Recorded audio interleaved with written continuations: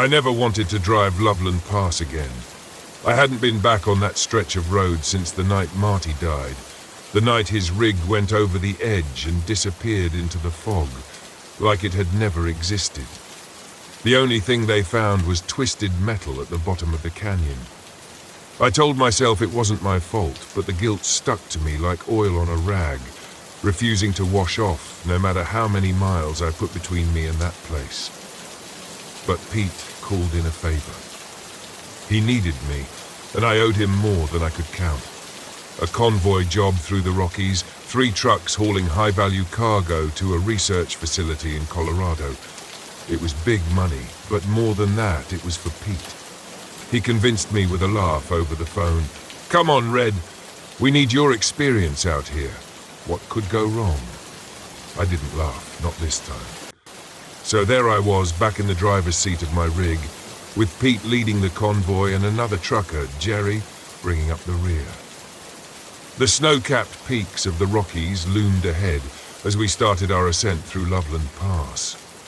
The winding road snaked around the mountains, a narrow, dangerous route where one wrong move could send you tumbling into nothingness.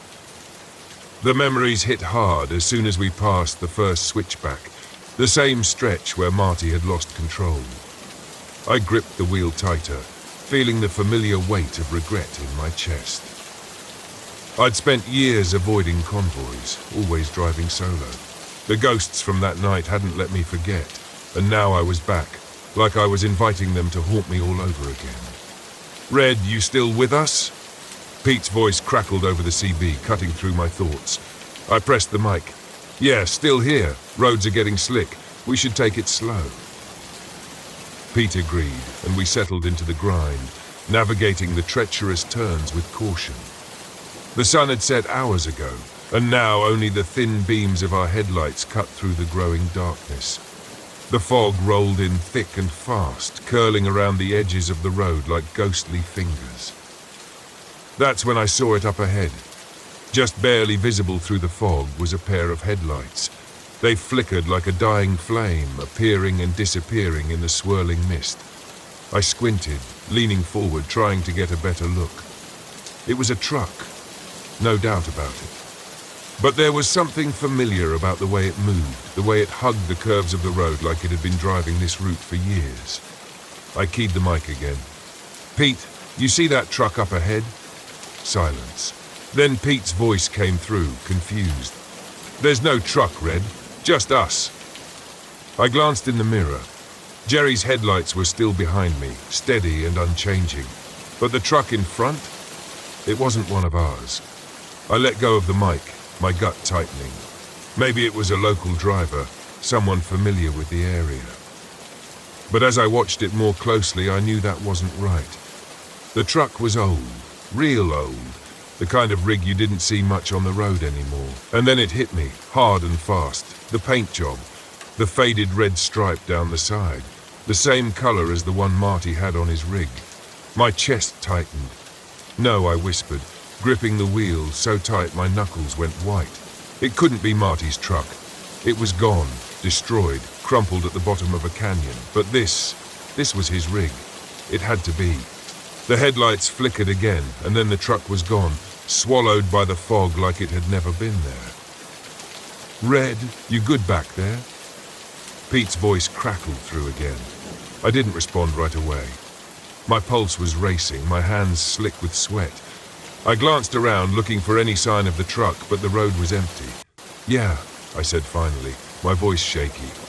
"Just seeing things." But I wasn't seeing things, not this time. We kept moving, the road winding higher, the fog thickening. The curves grew sharper, and the guardrails seemed to disappear into the mist, making it feel like we were driving on the edge of the world. That's when the CB crackled again. But this time it wasn't Pete or Jerry's voice. "Red, you gotta help me." The voice was faint, distorted, but I recognized it immediately. My heart stopped. "Marty?" I whispered, disbelief creeping into my voice. The radio stayed silent for a moment, but then it came again, clearer this time, like the words were being dragged through the static. "Red, help me. I can't hold on." I dropped the mic. This wasn't real. It couldn't be. Marty was dead. Gone. But that voice, it was his. Down to the rasp he always had when he called me Red. I hadn't heard it in years, and yet here it was, crackling through the radio like a ghost from the past. I tried to shake it off, tried to convince myself it was just some weird interference, but the road ahead seemed to twist and shift unnaturally, like the mountains themselves were trying to trap us in. I checked my mirrors again, half expecting to see the ghost truck reappear. But there was nothing, just the thick, swirling fog. "Pete, something's not right," I said into the mic, trying to keep my voice steady. "We should stop. Let the fog clear." "Negative, Red. We've got a tight schedule. Keep moving." The tension in his voice. He knew something was wrong too, but he didn't want to say it. The fog pressed in closer, and suddenly the road didn't feel familiar anymore. I'd driven this pass more times than I could count, but now it was like the route had changed. The turns were sharper, the drops steeper. I didn't know where we were headed anymore. And then I saw the truck again. It appeared out of the fog, closer this time, swerving wildly across the road. The old, rusted cab, the faded red stripe. It was Marty's rig, no doubt about it. But when I pulled alongside, there was no driver. The cab was empty, the windows fogged over from the inside. My stomach lurched. I slammed the brakes, swerving to avoid the ghost truck, but it vanished into the mist as quickly as it had come. My truck fishtailed, tires screeching against the wet pavement, but I managed to hold it steady. My heart was pounding in my chest. "Red, what the hell's going on back there?" Pete's voice snapped through the radio. "I saw him," I muttered, barely able to catch my breath. "I saw Marty's truck." Silence hung in the air for a long moment. I knew Pete was processing what I'd said, trying to figure out if I was losing it or if there was something more. But before he could respond, the CB crackled again. Marty didn't make it. It wasn't Pete. It wasn't Jerry. It was Marty. His voice filled the cab, clearer than before, as if he was sitting right next to me. "You let me go, Red. You let me fall." I clenched the wheel, anger and fear boiling in my chest. "I didn't let you fall. I tried, Marty. You didn't try hard enough." The road twisted again, sharper this time, and I could barely see the guardrail through the fog. But I kept driving, adrenaline coursing through me as Marty's voice echoed in my head. Suddenly, Pete's voice cut through the chaos. "Red, you gotta snap out of it. This isn't real. It's the mountains messing with you." I snapped back. "Messing with me. Don't act like you don't hear him, Pete." Pete didn't answer. The road ahead dipped sharply, and I saw it. The same curve where Marty had gone over. The same stretch of road where his truck had disappeared into the canyon. My heart raced, my mind spinning. Was that where this was leading? Was I about to relive Marty's crash? "Marty, I'm sorry," I whispered, gripping the wheel tighter as the road curved dangerously toward the edge. "I'm so damn sorry." The fog lifted just enough for me to see what was ahead. Marty's truck in the middle of the road, blocking the pass. There was no time to stop, no time to think. I swerved hard, avoiding the ghost truck at the last second. My rig skidded, the wheels screeching as I fought to keep control. For a moment, I thought I was going over the edge. The wheels teetered on the lip of the canyon, the guardrail creaking under the weight of the truck. But I yanked the wheel, pulling the rig back onto solid ground. My breath came in ragged gasps. I looked in the rearview mirror. The ghost truck was gone. The fog was clearing, and for the first time in years I felt like I could breathe. "Red?" Pete's voice came over the radio, softer now. "You still with us?" "Yeah," I whispered, gripping the wheel with trembling hands. "I'm still here." The mountain stretched ahead, empty and quiet, but I could still hear Marty's voice in the back of my mind. And I knew, in some way, he'd always be with me. We made it through the pass just as the sun broke over the horizon, casting a pale light over the jagged peaks. The road ahead was clear, but I knew I'd never forget the night I'd faced Marty's ghost.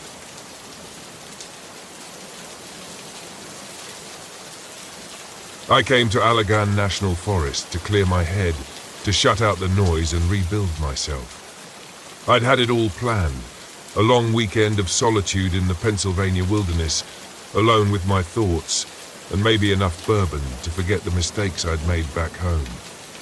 The kind of reset a guy sometimes needs after losing everything. Setting up camp went smoothly enough. My RV was nestled in a secluded pocket deep within the trees, and by sunset I was settling in, trying to forget that it had only been a week since my divorce was finalized. If anyone had asked, I would have said I was here to embrace the solitude, to challenge myself. But if I'm honest, I came to avoid feeling like I'd been left behind. The forest around me was quiet, almost too quiet. No hum of civilization, no faint rumbles of cars, just an unsettling silence broken only by the occasional bird call or the rustling of branches. But I told myself that's what I wanted, peace. On the first day, I'd spent hours hiking through the old-growth trails, letting the stillness absorb my thoughts. I met only one person, a guy named Randy, whom I ran into as I turned a corner on a narrow trail. He looked about my age, tall with a scruffy beard and a wide grin that said he was more than happy to have company. "Not many folks come out this far," he said, giving me a nod. "A guy like you coming out here solo, just getting away from things?" I shrugged, not interested in diving into my personal life, but Randy's gaze stayed fixed on me, curious. "Well," he continued, "just be careful around these parts. Ever heard of the Hollow Men?" "The what?" I asked, laughing. This guy was clearly setting me up for some campfire story. "Spirits of miners," Randy explained, looking serious. "Died in a cave in here back in the 1800s. They say they linger in these woods, hollow shells trying to lure folks to their doom. Even some of the locals won't come out here alone." He must have seen my skeptical look because he chuckled, adding, "Laugh all you want, man. Just don't go answering voices out there, all right?" I waved him off with a smirk, but his words stuck with me as I continued down the trail. The silence of the forest, once comforting, now felt watchful, like something was waiting just beyond the trees. That night, I sat by my RV, staring up at the stars that looked almost unnatural in their brightness against the dark, empty sky. I poured myself a drink, willing myself to shake off Randy's ghost stories and just focus on the calm, on the stillness of the place. But the peace didn't come. Instead, there was a strange rhythmic sound echoing through the woods, like the distant tapping of metal against rock. It was faint, almost like an echo. My first thought was that it had to be some kind of old machinery, an oddity, but not impossible in a place like this. Still, it sent a chill through me, prickling the hairs on my arms. By the time I made it inside the RV, I was brushing off the noise as my imagination. But that's when I noticed something even stranger. My pocket knife was gone. It had been right there on the countertop where I'd left it after dinner, but now it was nowhere to be found. I checked my pockets, the table, even the floor, but it had vanished. I tried to shake off a growing sense of unease, telling myself I'd just misplaced it. But the feeling stayed with me, settling into my bones as I lay in bed that night, listening to the stillness around me. Just when I was on the verge of sleep, a quiet, subtle scratching sound echoed through the RV. My heart stopped as I lay frozen, straining to listen. Nothing. It was only the wind, I told myself. But that night, my dreams were filled with shadows shifting in the trees, voices whispering my name. The next day was more of the same. I explored deeper into the forest, and the unsettling feeling only grew stronger. I started hearing faint whispers just outside my line of sight, always when I was least expecting it. They were soft and quick, like a conversation I wasn't meant to hear or someone calling out, trying to get my attention. When I stopped to listen, though, they were gone. The worst was the fog. Sometime after midday, a strange, heavy fog rolled in, blanketing the forest in a dense grey haze. It felt like something out of a horror movie, obscuring the trails, making even familiar paths seem foreign and confusing. I tried to find my way back to camp, but every trail looked the same, winding and endless loops. By the time I finally stumbled into my campsite, I felt more disoriented than ever, as if I'd somehow crossed a boundary into a different world. That night I heard it again, the rhythmic banging, louder this time, like the echoes of old mining tools. I sat in the RV, clutching a flashlight, the noise reverberating through my mind until I couldn't stand it anymore. I had to know what was making that sound. The forest was alive in a way I'd never experienced before, each shadow, each twist of a branch seeming to watch me, follow me. The sound led me deeper into the woods, my flashlight beam barely cutting through the thick fog that seemed to grow denser with every step. And then I saw them. Figures, barely visible through the haze. They were human shapes, no doubt about it, but hollow, like shadows cast against a wall. They moved in slow, shuffling steps. As I got closer, I realized they weren't walking. They were mining. Hands held picks that struck the ground rhythmically, echoing through the trees. "Hey!" I called out before I could think twice. Every head snapped up at once, a dozen hollow eyes turning toward me, empty and lifeless. My breath caught in my throat as I realized these weren't people. They weren't anything close to people. I stumbled backward, heart racing. The figures closed in as I turned to run. I heard a voice calling my name, Logan. Logan. It was Randy's voice, coming from somewhere beyond the shadows. I felt an instinctive pull, a need to answer him, to follow the voice. But I couldn't shake the memory of his warning. Don't go answering voices out there. I kept running, the voice following me, calling, pleading, until I was back at the RV. I slammed the door behind me, locking it, my breath coming in gasps as I stared out into the darkness. The hollow men lingered at the edge of the clearing, their eyes fixed on me, watching, waiting. I sat in the RV, every nerve on edge, wondering if they'd try to get inside. The silence was suffocating, broken only by the soft scrape of fingers or claws against the outside walls. Taking a deep breath, I forced myself to stop, to not resist, to not fight. I closed my eyes, hoping the hollow men would lose interest. Minutes ticked by, agonizingly slow.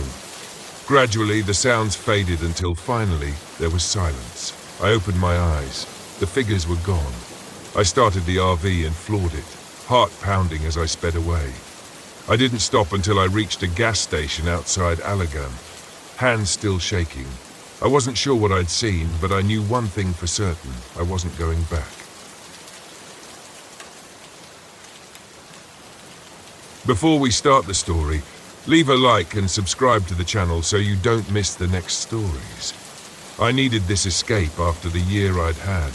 Peace was the only thing I craved. My ex-wife had taken the house, my boss had taken my sanity, and I was left holding nothing but a bag of resentment and a camera. So here I was, finally alone in Black Rock Canyon, Joshua Tree's hauntingly beautiful desert.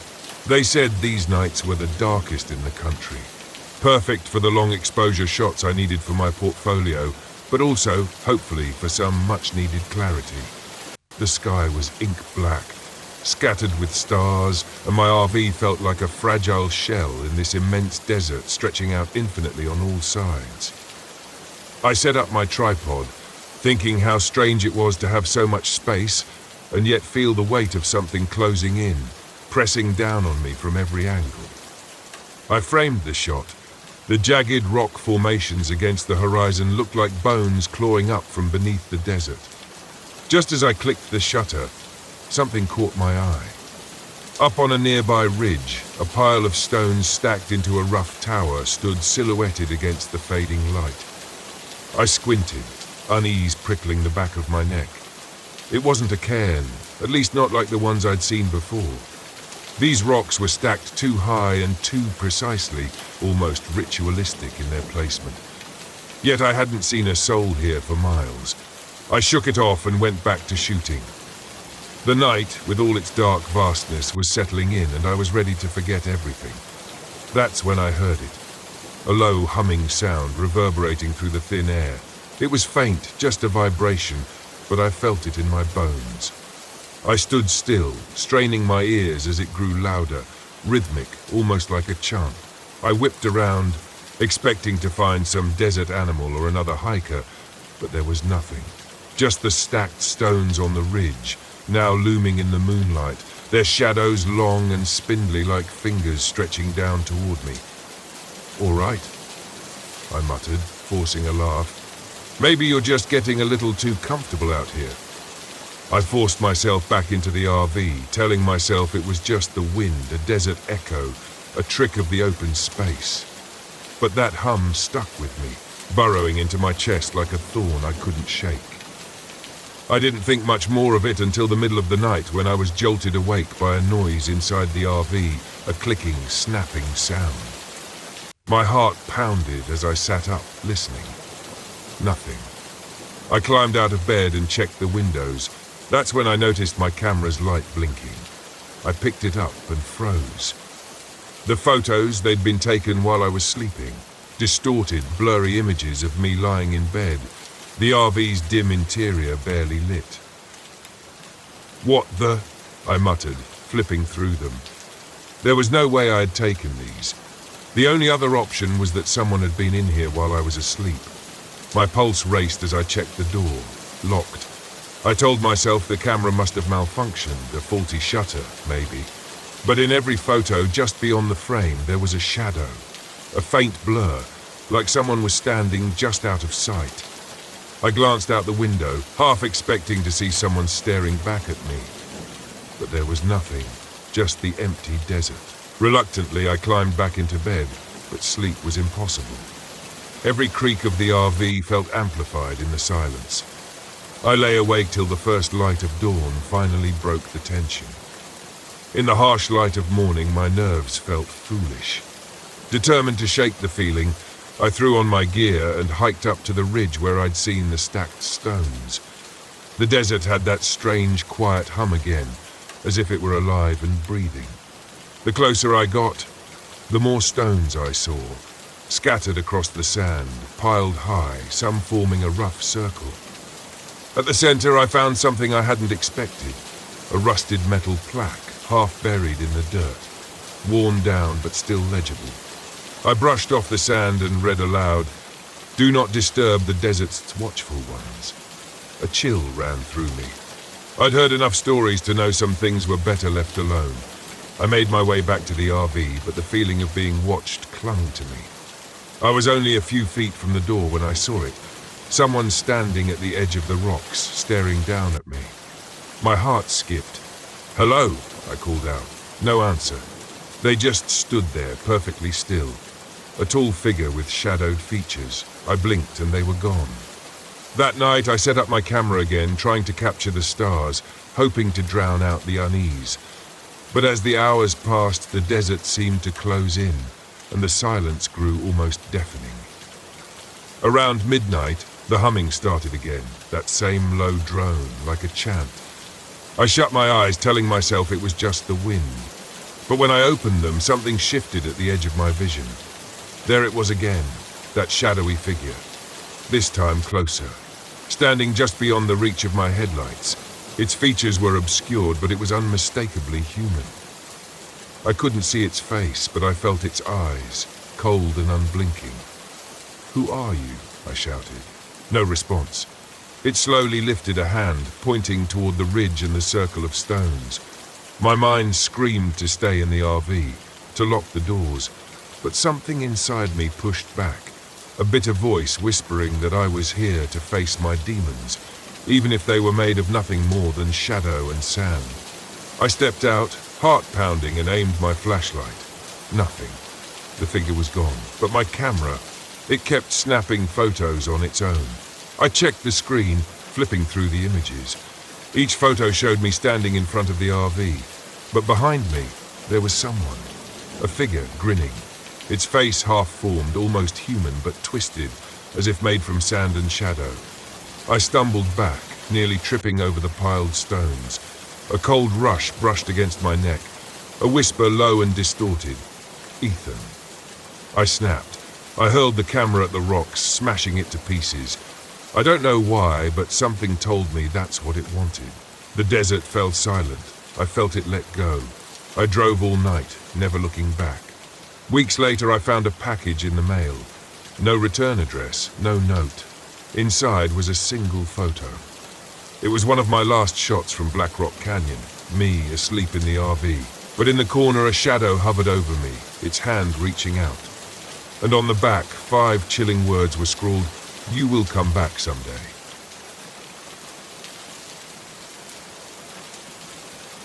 There's a kind of silence that creeps up on you when you're driving long stretches of road at night. The engine hums, the tires hiss against the pavement, and everything else just falls away into the dark. I used to like that silence, back when the road was a refuge, a way to keep the past buried. Now, though, that silence had taken on a different weight. I couldn't shake the feeling that something was waiting out there in the fog. My name's Jack Evans, Slick to those who know me well, and I've been hauling loads across this country for over 15 years. Before that, I worked as a commercial diver, recovering lost cargo off the coast. But the sea and I had fallen out. I thought getting into trucking would keep me far away from the water. Funny how life has a way of dragging you back to the places you least want to go.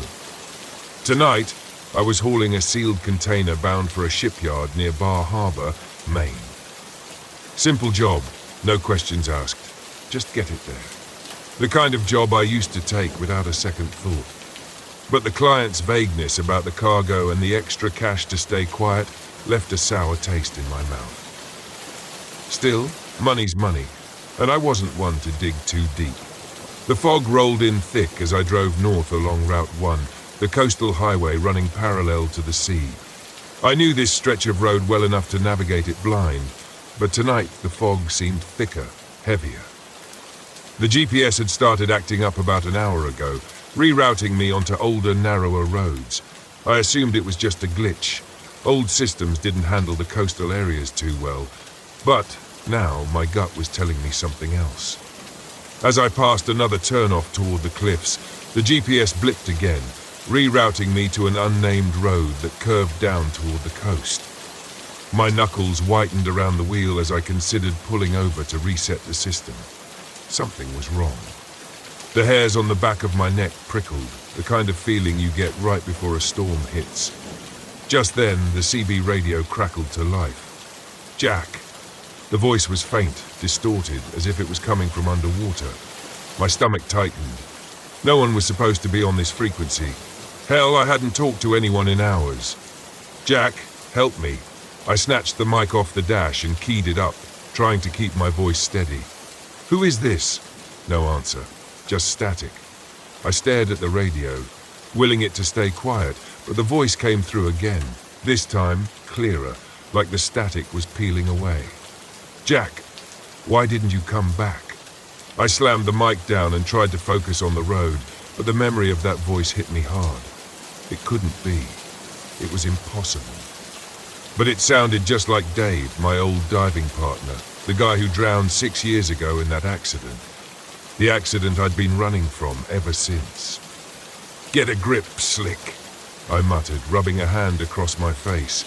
The long hours on the road, the fog, it was all getting to me. That's what it had to be. Just the past sneaking up, trying to claw its way back into my head. But the voice, it was so real. I pushed the pedal down, speeding up as the road twisted and dipped closer to the coastline. The fog was thicker here, swirling in dense, wet waves, and the smell of salt water filled the air. The engine sputtered just for a second before roaring back to life. Another bad sign. And then I saw them. Lights blinking faintly just off the edge of the road where the cliffs dropped down to the sea. At first, I thought it was a boat. Fishing trawlers sometimes got too close to shore in the fog. But these lights weren't moving.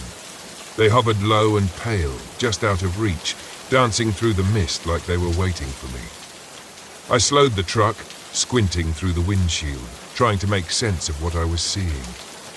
The lights pulsed rhythmically, almost in time with the steady hum I'd been hearing in the cab for the last few miles. That hum, low, eerie, was coming from the trailer. I'd noticed it earlier, but now it felt more like a heartbeat. A slow, rhythmic thump vibrating through the entire rig. I gritted my teeth and pressed on, ignoring the cold knot forming in my gut. Whatever was in that container, it was none of my business. I just had to deliver it and be done with it. But the lights, the fog, the voice on the radio, it all felt like the past was creeping up behind me, wrapping its icy fingers around my throat. Jack!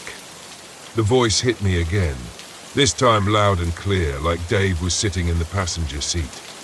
I nearly swerved off the road, my heart pounding in my chest.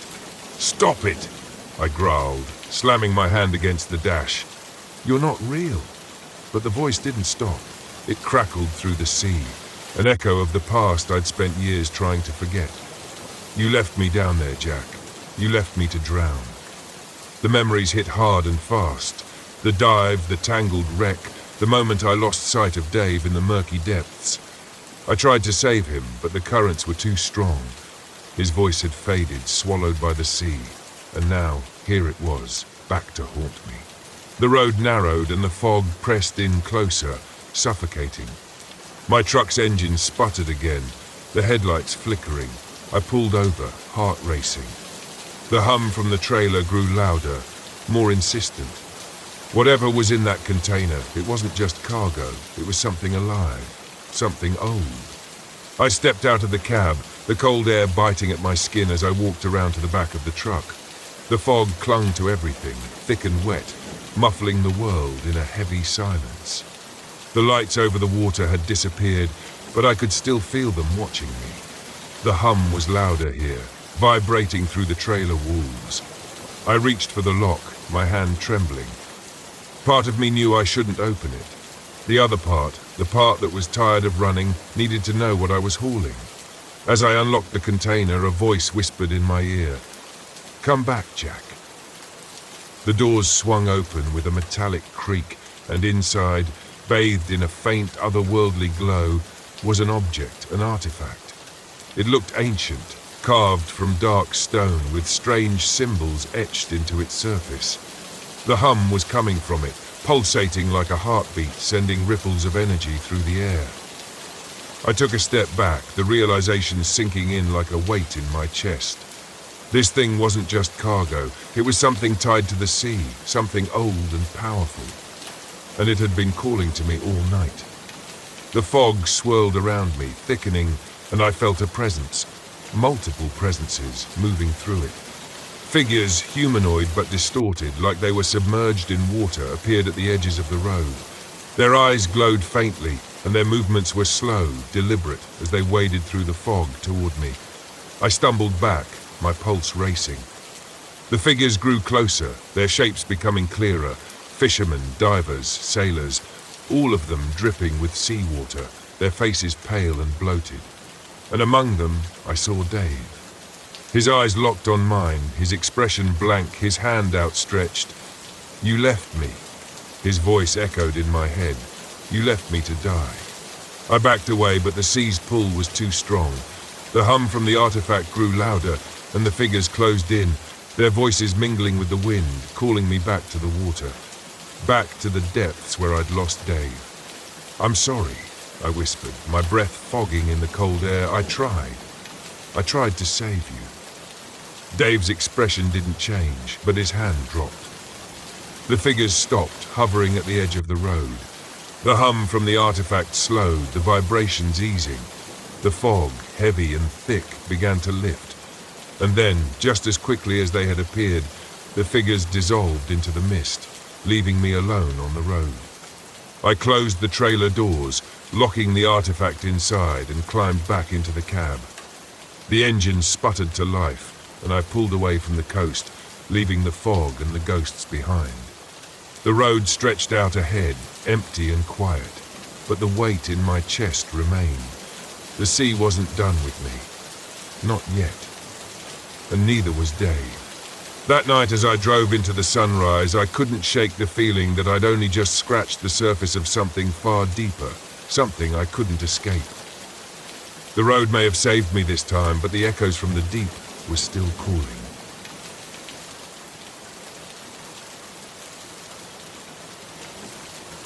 You get used to the rhythm of the road after a while.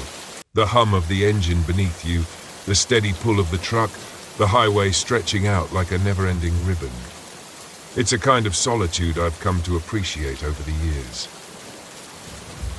I'm Ben Grady, though most folks call me Bear on account of my size, and I've been behind the wheel for a long time. Trucking's simple. You pick up a load, drop it off, and keep moving. That's what I liked about it. But this job was different from the start.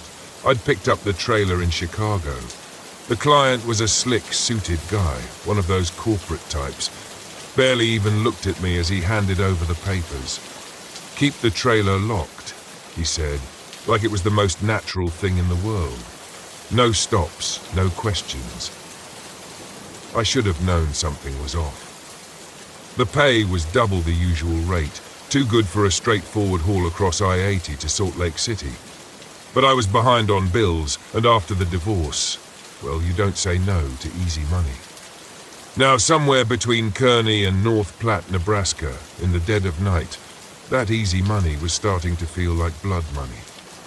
The road was empty, save for the occasional distant glow of farmhouses, but otherwise it was just me, my rig, and miles of flat highway. Nothing but darkness ahead and behind. My truck's headlights cut through the night, illuminating the white lines on the road, but something about the blackness beyond felt heavier than usual, like it was waiting. I tried not to think too hard about it. Just keep driving, get to Salt Lake, drop the load, and forget about it. Simple. But then the first strange thing happened. The truck's temperature gauge started going haywire, flipping between cold and hot so fast I thought it was broken. First, the cab was freezing, then it was sweltering, all within minutes. I pulled over onto the shoulder, popped the hood, and checked the engine. Everything looked fine. I chalked it up to a glitch in the electronics. These rigs are built to last, but every now and then something acts up. Satisfied I wasn't about to fry the engine, I climbed back in. But as I settled into the driver's seat, I heard it, a soft thump from the trailer. I froze, my hand halfway to the ignition. It was faint, but there was no mistaking it. Something had moved in the back.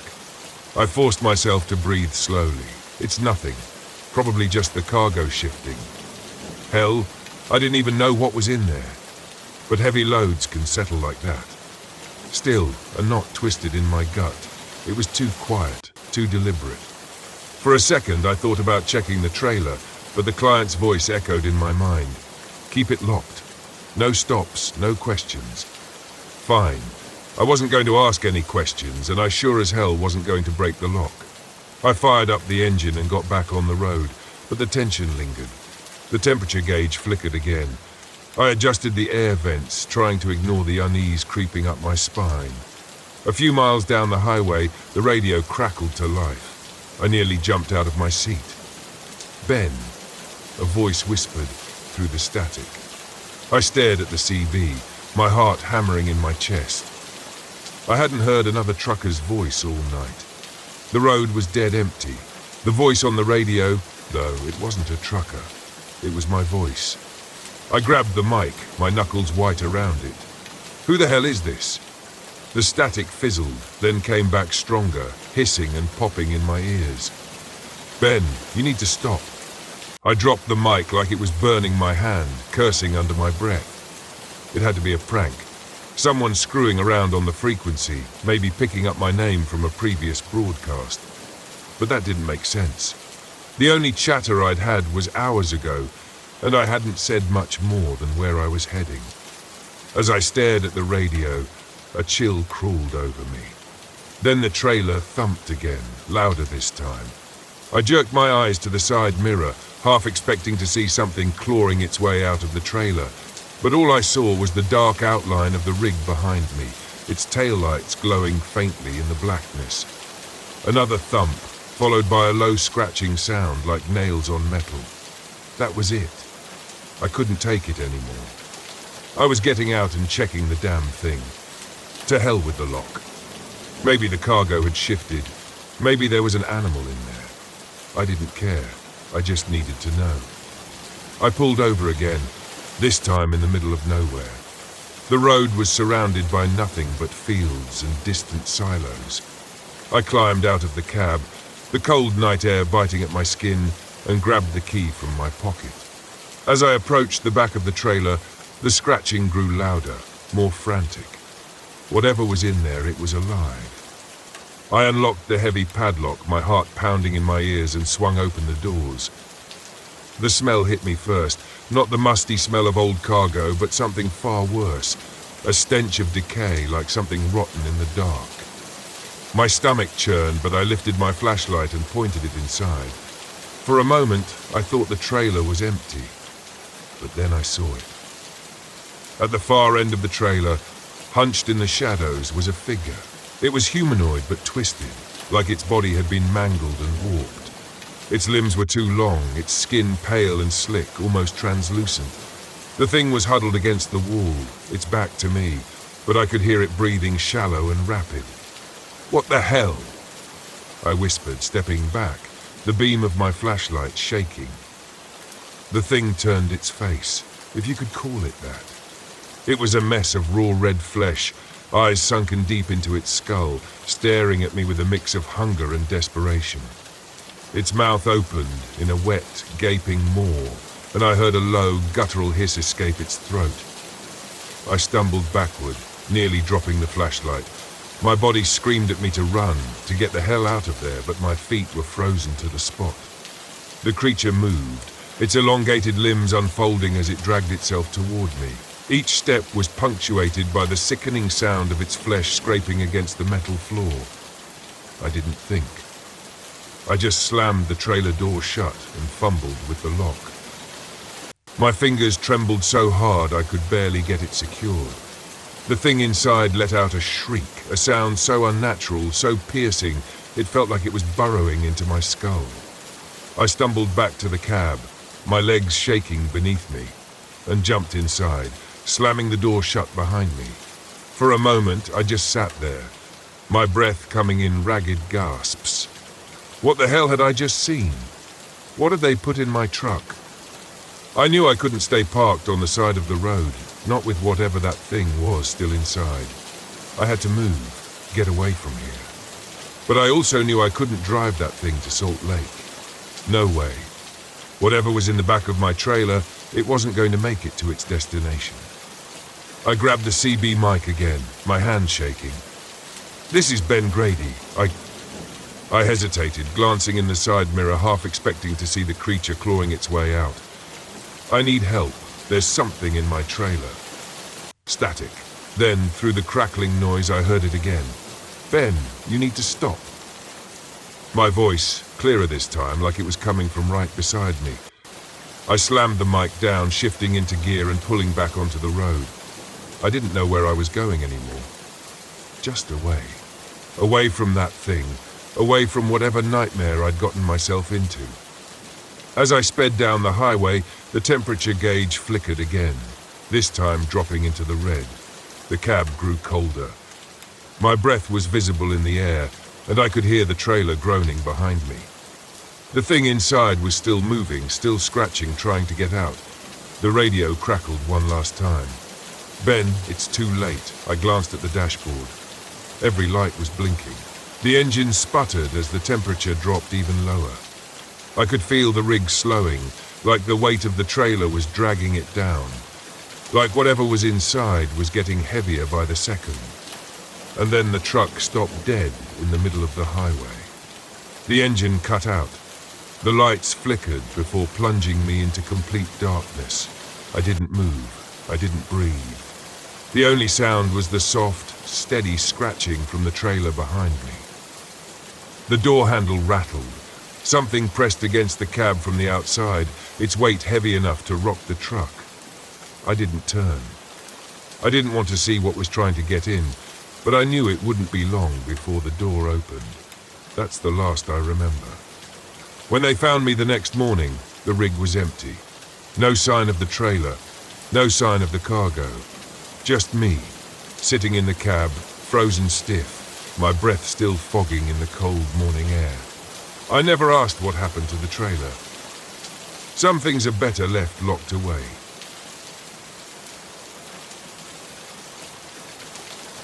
If you'd told me a week ago that I'd be clutching my best friend's arm, hiding from a shadow creature in the Utah desert, I'd have laughed.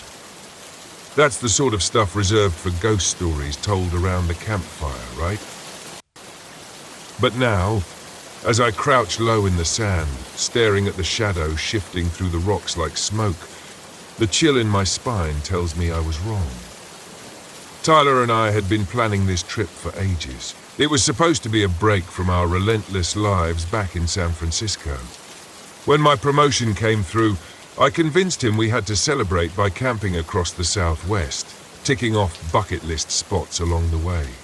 Dead Horse Point was the prize, the place I'd looked forward to the most. Its isolation, haunting beauty, and honestly, its reputation for eerie legends that I couldn't resist. We pulled in late, just as the sun was setting over the canyon, casting a blood-red glow across the twisted rock formations. I remember that unease settled over me then, the kind that sends a tiny shiver from the back of your neck all the way down. Tyler, ever the skeptic, brushed it off as I pointed out that we were alone in this remote part of the park. Great, more room for us, he joked, snapping photos of the stunning desert horizon. It took us a bit longer to find a spot than we'd planned. Our GPS was acting weird, leading us down dirt trails that seemed to spiral into nowhere. Eventually, Tyler managed to maneuver our RV into a flat area. Not ideal, but secluded and scenic. Perfect, he said. I wasn't so sure. When we finally set up camp, the daylight had faded, leaving us bathed in the cold blue of twilight. I fiddled with our old portable radio, hoping to get some music to fill the silence, but the thing just crackled with static before sputtering and dying altogether. Tyler laughed, but I caught the way his eyes darted around the empty landscape. It felt almost oppressive, the way the land seemed to watch us. You and that ghost-loving imagination, Tyler teased, rummaging through his bag. Maybe it's a sign, or just Utah's finest weather. Ha, very funny, I replied, forcing a laugh. But this place has stories, Ty. Have you heard of the Skinwalker? The what? He chuckled, turning to face me. Mia, are you seriously bringing up ghost stories? Not ghosts, exactly, I said, trying to hide how uneasy I felt. Skinwalkers are shapeshifters in Navajo legends. They can mimic people, even voices, to lure you away. People say they're evil spirits in human or animal form. Tyler looked at me with that familiar, infuriating smirk. Oh yeah? Then let's summon one here. Skinwalker, Skinwalker, show yourself. I hissed for him to stop, but he just laughed and returned to the viewfinder on his camera, snapping photos of the canyon now fully cloaked in darkness. I closed the RV door, hoping to shut out the chill that had suddenly settled into my bones, but that shiver, that sense of being watched, it lingered. It was maybe an hour later when the first sound came. A light shuffling sound outside, like footsteps in the gravel. My heart skipped and I shot Tyler a look, but he was already putting on a brave face, pulling his boots on to investigate. It's probably an animal, he whispered, winking. Mountain lions, right? Yeah, because mountain lions sound like people, I said, my voice barely a breath. He ignored me, clicking on his flashlight and stepping out. It was quiet, eerily so. Tyler scanned the flashlight across the rocks. The beam cast long shadows. For a moment, I was almost convinced he was right, that we were just being paranoid in the strange silence of the desert. But then we heard it, a whisper. It was faint but unmistakable. Mia! My breath caught in my throat. The voice was scratchy and low, calling my name. I whipped around to face Tyler, but he was frozen, his face drained of color as the voice echoed again. Did you? I stammered, trying to find the words. Tyler didn't answer. He just stared, flashlight clutched so tightly his knuckles were white. Mia, Mia. This time the voice seemed closer, as if it was slipping between the rocks, winding its way through the desert toward us. It sounded familiar too familiar but wrong. "Let's go inside," I whispered. Tyler nodded, and we backed up slowly, not turning our backs on the emptiness around us. Once inside, I locked the door. Our breaths were rapid in the tight space. Tyler finally spoke, his voice shaking. "Tell me that was just the wind." "I don't think so," I replied, glancing out the window. The night was still, an unnatural stillness that seemed to hold its breath. Just as I was starting to feel a little less tense, there was a sharp knock on the side of the RV. We both froze. Another knock, then another, rhythmic, echoing through the metal walls. Tyler's face paled, and I could feel my heartbeat hammering in my throat. "Who's there?" he called, his voice wavering. The only answer was a slow scrape against the door, a sound that made my skin crawl. I squeezed Tyler's arm. "Don't open it." "What if someone's hurt?" he whispered back, already inching toward the door. But I couldn't shake the feeling that opening that door would be the worst thing we could do. "Just wait." Then, to our horror, we heard it, Tyler's voice calling from outside. "Tyler, help! Come out here!" Tyler looked at me, eyes wide with terror. "What? How?" he stammered. The voice repeated, distorted, stretching his name into a twisted mockery. "Tyler, Tyler!" I grabbed his hand, squeezing hard. "Don't answer. Whatever you do, don't answer it." The minutes dragged by, each second stretching into eternity as the voice continued calling, beckoning us. Tyler and I stayed as still as statues, clutching each other. The silence in the RV was thick and heavy. Finally, the knocking stopped, and for a moment all was quiet. But just when I started to breathe again, the RV rocked violently, as though something massive had slammed into it. Tyler scrambled to the driver's seat, twisting the keys to start the engine, but it sputtered and died. He tried again and again, but nothing. The shape outside pressed itself against the window, casting an elongated, inhuman shadow. It had limbs too long, eyes that glowed with a sickly yellow light. Its mouth was twisted into an eerie mimicry of a smile that seemed to stretch too far. "Oh my God!" Tyler gasped, clutching the steering wheel, white-knuckled. "Mia!" The creature hissed, its voice a blend of my own and Tyler's, distorted, mocking. "Come outside." I shook my head, my voice trembling. "Don't look at it. Don't listen to it." But it was too late. Tyler couldn't tear his gaze away from that awful face in the window. His breath hitched as the creature's mouth stretched impossibly wide. Suddenly he screamed, clutching his ears as if to block out the sound. I pulled him away, whispering words I barely remembered from some article on Navajo blessings, words I didn't even know if I was pronouncing right. But as I spoke, the creature seemed to pause, tilting its head in confusion, almost weakened. Seizing my chance, I dragged Tyler out of his stupor, and together we stumbled out of the RV. The creature's eyes followed us, glowing like embers, as we bolted toward a narrow crevice in the rocks. I held Tyler tight as we crouched in the shadows, watching the thing stalk around our RV, frustrated, snarling. It hissed again, a guttural sound that sent shivers down my spine. "Mia, you can't hide." Tyler's hand was clammy in mine, his breath shallow. "Mia, what is that thing?" "A skinwalker," I whispered, my voice barely audible. "It's feeding off our fear." Tyler squeezed my hand tighter. "What do we do?" "We stay quiet and don't look it in the eyes," I murmured, remembering the warning. "We wait." Time seemed to slow. The skinwalker circled the rocks, searching, stalking, its low growl echoing off the stone. At one point it stopped, sniffing the air, its gaze passing right over us, so close I could see the rotting skin around its eyes. We held our breaths, not daring to move. Slowly, the creature slunk away, disappearing into the shadows. The silence stretched on, each second a lifetime. Eventually, we crept back to the RV, praying the creature had gone. Tyler tried the engine again, and miraculously, it roared to life.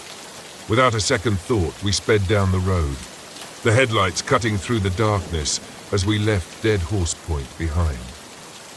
By morning, we were back in Moab, dazed, exhausted, and shaken beyond belief. Tyler's arm was bleeding from where the creature had scratched him, and I had bruises from gripping him too tightly. We warned other campers, but no one believed us.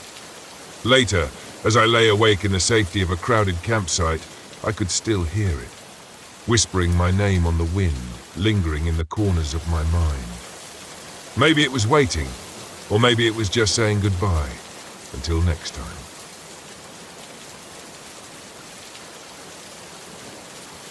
There's a peace you find on the road late at night when the only thing lighting your way is your own headlights slicing through the dark. No noise, no distractions. Just you, the hum of the engine, and the endless stretch of asphalt. That's why I love it out here. There's no mess, nothing like the life I left behind. Just the road. My name's Lucas Turner, but most folks call me Lucky.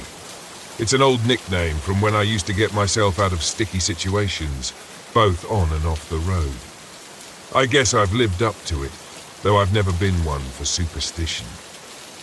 If you stay calm and keep moving forward, things usually work out.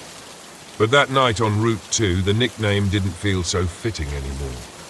I'd left Seattle earlier that day, hauling a load of electronics to a distribution center in North Dakota. A long stretch of mostly empty highway lay between me and the drop-off, but I didn't mind. It was a quiet night, just the way I liked it. No cars, no people, just the stars overhead and the empty plains around me. The deeper I drove into Montana, the quieter it got. Nothing but the hum of my rig and the occasional flicker of static on the CB. But somewhere along that desolate stretch of US Route 2, the static changed. It wasn't just background noise anymore. It started to sound like something trying to break through, a faint voice hidden in the distortion. I adjusted the dial, trying to clear it up, but all I got was more static. After a few minutes, the voice faded, and I figured it was just some distant radio chatter from a passing trucker. I wasn't tired yet, but I was getting there. I hadn't slept much since the divorce, and nights like this, long and quiet, always gave me too much time to think. Sometimes you drive to outrun what's on your mind. Problem is, it's always waiting for you when you stop. Just as I was about to switch the CB off and turn up my music, the radio crackled to life again. This time, the voice was clearer, a low monotone that made the hair on the back of my neck stand up. 752, it said, repeating the number slowly like it was reading coordinates. I grabbed the mic and keyed up. This is Lucky Turner, eastbound on Route 2. You got a copy? Nothing, just static. Then the voice again, quieter this time. 752, you need to stop. I frowned, the words sending a chill through me. I hadn't heard anyone nearby on the CB all night, so where the hell was this coming from? I glanced at the GPS out of habit, but it showed nothing unusual, just the straight road ahead. I kept driving, trying to shake off the unease. About an hour later, the same numbers came through again. But this time, it wasn't just numbers. Lucas. The voice had said my name. I cut the engine, my heart racing. The radio was dead silent now, nothing but the low hum of static, like the voice had never been there at all. I rubbed my hands together, trying to calm down. It had to be some kind of weird signal bounce, maybe from a nearby base, old military broadcasts or something. That happens sometimes out here. Still, I couldn't shake the feeling that something was off. I stepped out of the cab, needing to clear my head, and breathed in the cold, crisp night air. The road was dead empty, nothing but flat plains and dark woods on either side. No headlights, no signs of life. I walked around the truck, stretching my legs, telling myself it was just fatigue playing tricks on me. But when I glanced down the road, I saw a pair of headlights in the distance.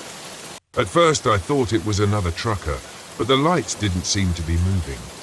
They just sat there. I watched for a minute, waiting for the truck to approach, but it never did. The lights stayed exactly where they were, flickering slightly in the dark. Something about them didn't feel right. It was like they were watching me. Don't be an idiot, Lucky, I muttered to myself, climbing back into the cab. But as I settled into the driver's seat and fired up the engine again, I couldn't shake the feeling that those lights were still there, even as I pulled away. I pushed the truck hard, wanting to put some distance between me and whatever was behind me. But the farther I drove, the more the radio interference grew.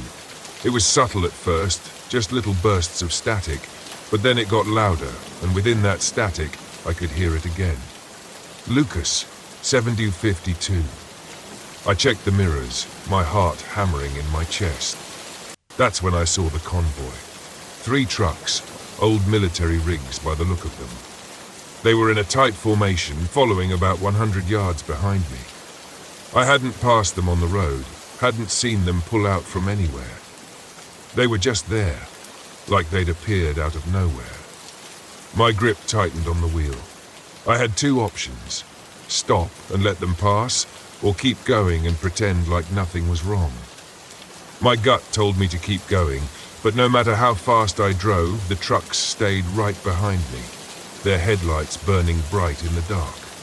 And that voice, Eddie's voice, kept slipping through the static on the CB. "You need to stop, Lucas." I slammed my fist on the dashboard, adrenaline surging through me. This couldn't be real.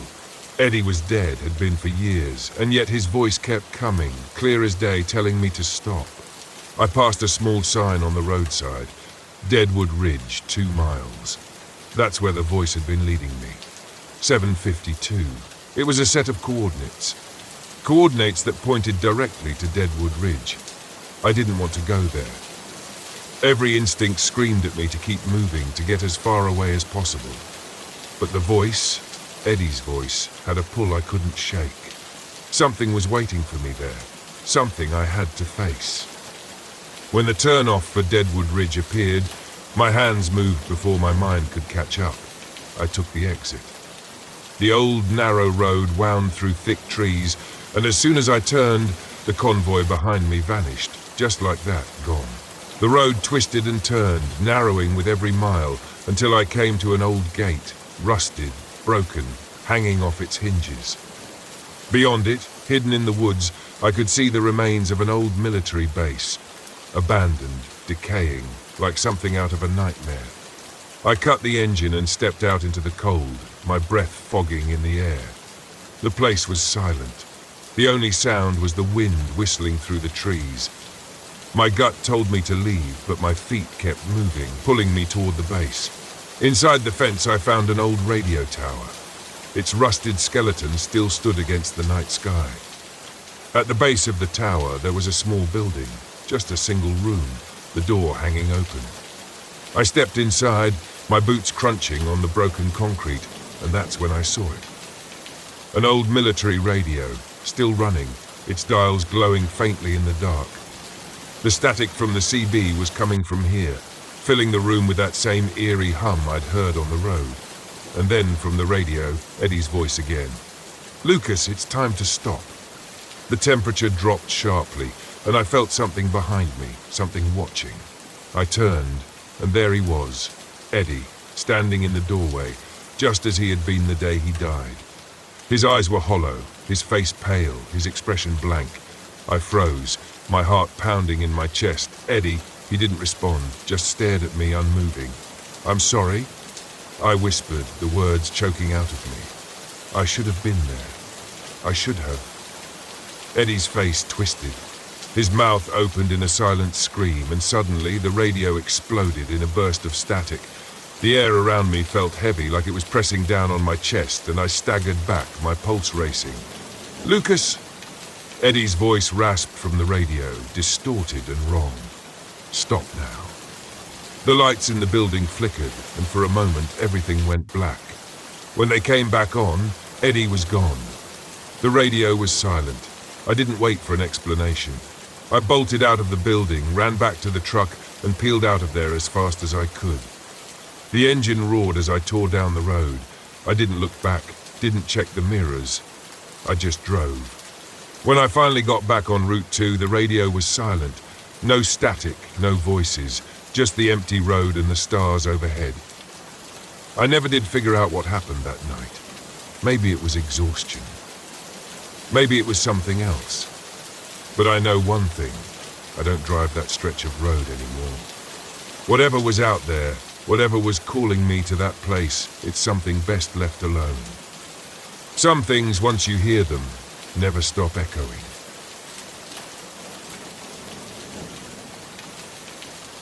I've always liked the quiet of the road. No one asking questions, no one poking into your business, just miles of highway, the hum of the engine and the occasional crackle of a distant voice on the CB. But that night, somewhere on Route 50 in the middle of Nevada, the silence felt different.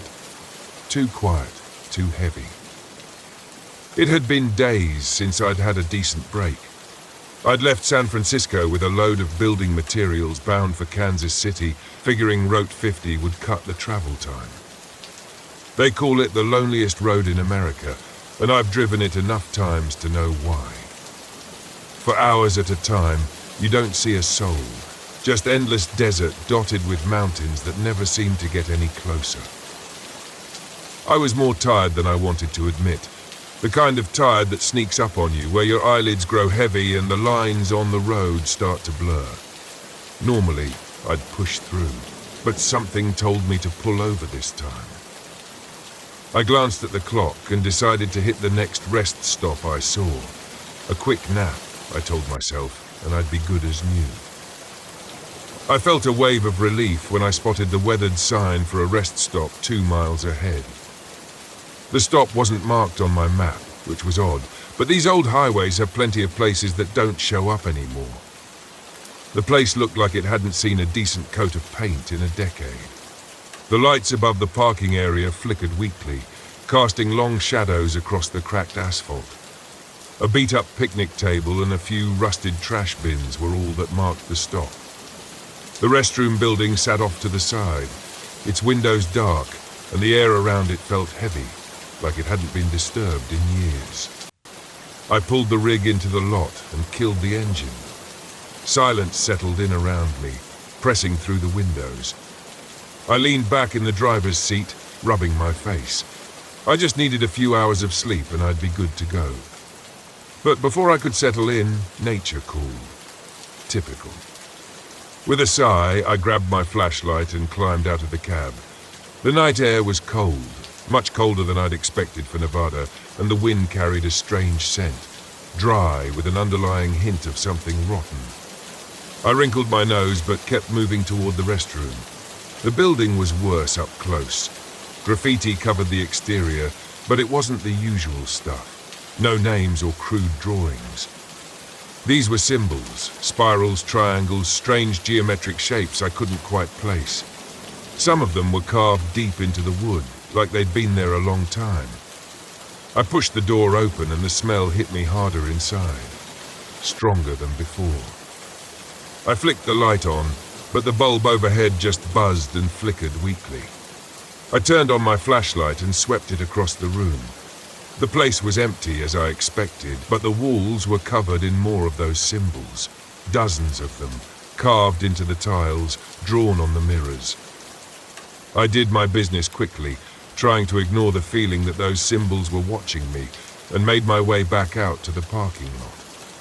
That's when I saw the first figure. It was standing just beyond the reach of the flickering lights. A man in a heavy coat, his back to me, staring out into the desert. For a second, I considered calling out to him, but something about the way he stood there, so still, so quiet, made my gut twist. I stopped in my tracks, trying to decide if I should just get back in the truck and go. But the man didn't move. He didn't even seem to notice I was there. Maybe he was just another trucker, but I hadn't seen another rig on the road in hours. I took a step back toward my truck, keeping an eye on the figure. When I reached for the door handle, my fingers brushed something cold, too cold. I pulled my hand back, confused, and shone the flashlight on the handle. Symbols. Those same spirals and triangles scratched into the metal of my door. My heart started racing. I hadn't seen them there before. I would have noticed. I swallowed hard, scanning the lot, but the figure was gone, just vanished. I fumbled with the door, pulling it open and climbing back into the cab as fast as I could. I locked the doors and sat there, trying to steady my breathing, trying to shake off the feeling that something was terribly wrong. I'd driven across the country dozens of times, stopped in every kind of rundown, creepy rest stop imaginable, but nothing like this. The radio crackled to life suddenly, nearly making me jump out of my skin. For a second I thought it was just picking up static, but then a voice broke through, low, distorted. Frank.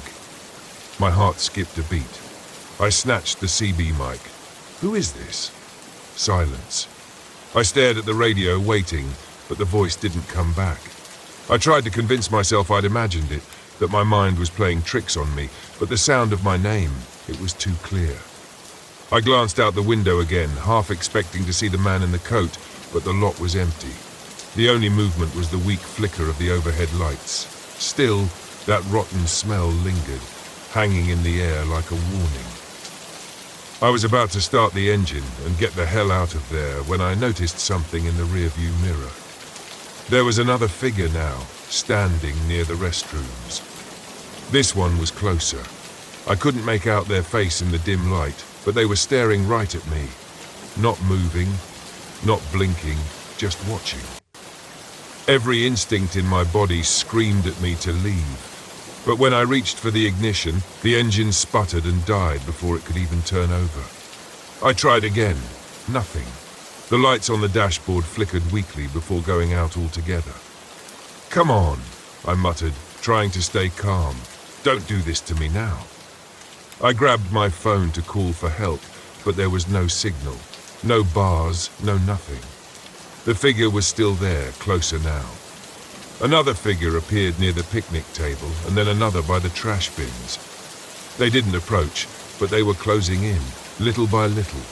My mouth was dry. I fumbled for the flashlight and shone it toward the restroom, hoping to get a better look at the figures. The beam of light cut through the dark, but when it hit the first figure, they were gone. Just gone. I swept the light across the lot, but all the figures had disappeared. Every single one. I didn't waste any more time. If my truck wasn't going to start, I'd fix it in the morning. For now, I just needed to get out. Out of here, on foot if I had to. I grabbed the toolbox from under the seat just in case and jumped down from the cab. That's when I noticed something else on the side of my truck. Etched into the paint was one of those symbols. Fresh. I could smell the metallic tang of scratched metal. It was the same spirals and triangles I'd seen in the bathroom, the same ones that had been on the door handle. The smell hit me again, stronger now.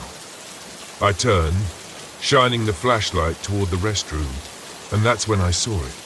The symbols were glowing. A faint, sickly light pulsed from the walls of the building. The carvings and scratches now alive with some kind of energy. The ground beneath my feet vibrated, a low hum building in my chest. I stumbled back toward the truck, my flashlight shaking in my grip, but the lights in the building grew brighter, casting long flickering shadows across the lot. And then I heard the voice again. Frank. I whipped around, scanning the empty lot, but there was no one there. No figures, no man in the coat. Just the voice, coming from nowhere and everywhere at once. Frank, you need to stay.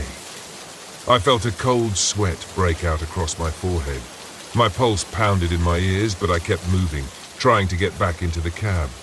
But the symbols, they were on my truck now, glowing with the same eerie light. The handle felt like ice under my fingers. The wind picked up, howling across the lot, carrying whispers with it. Low, urgent voices layered on top of each other, impossible to understand, but they felt old, ancient.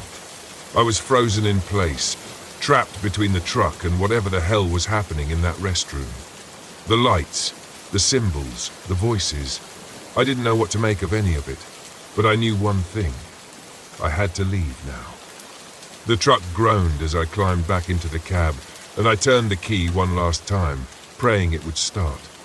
The engine sputtered, coughed, and finally roared to life. Without another thought, I slammed the truck into gear and floored it out of the lot, the tires skidding on the cracked asphalt. The rest stop disappeared in the rearview mirror, the glowing lights and symbols fading into the distance.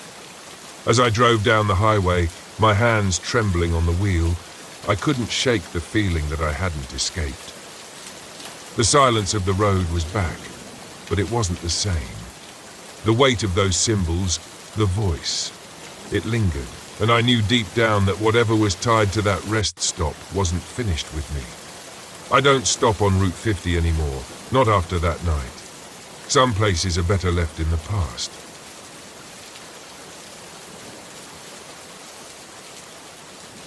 When we first arrived at Shenandoah National Park, I remember thinking how peaceful it all was. The towering trees, the vast open skies, and the faint sound of birds singing in the distance. This was exactly the kind of break we all needed.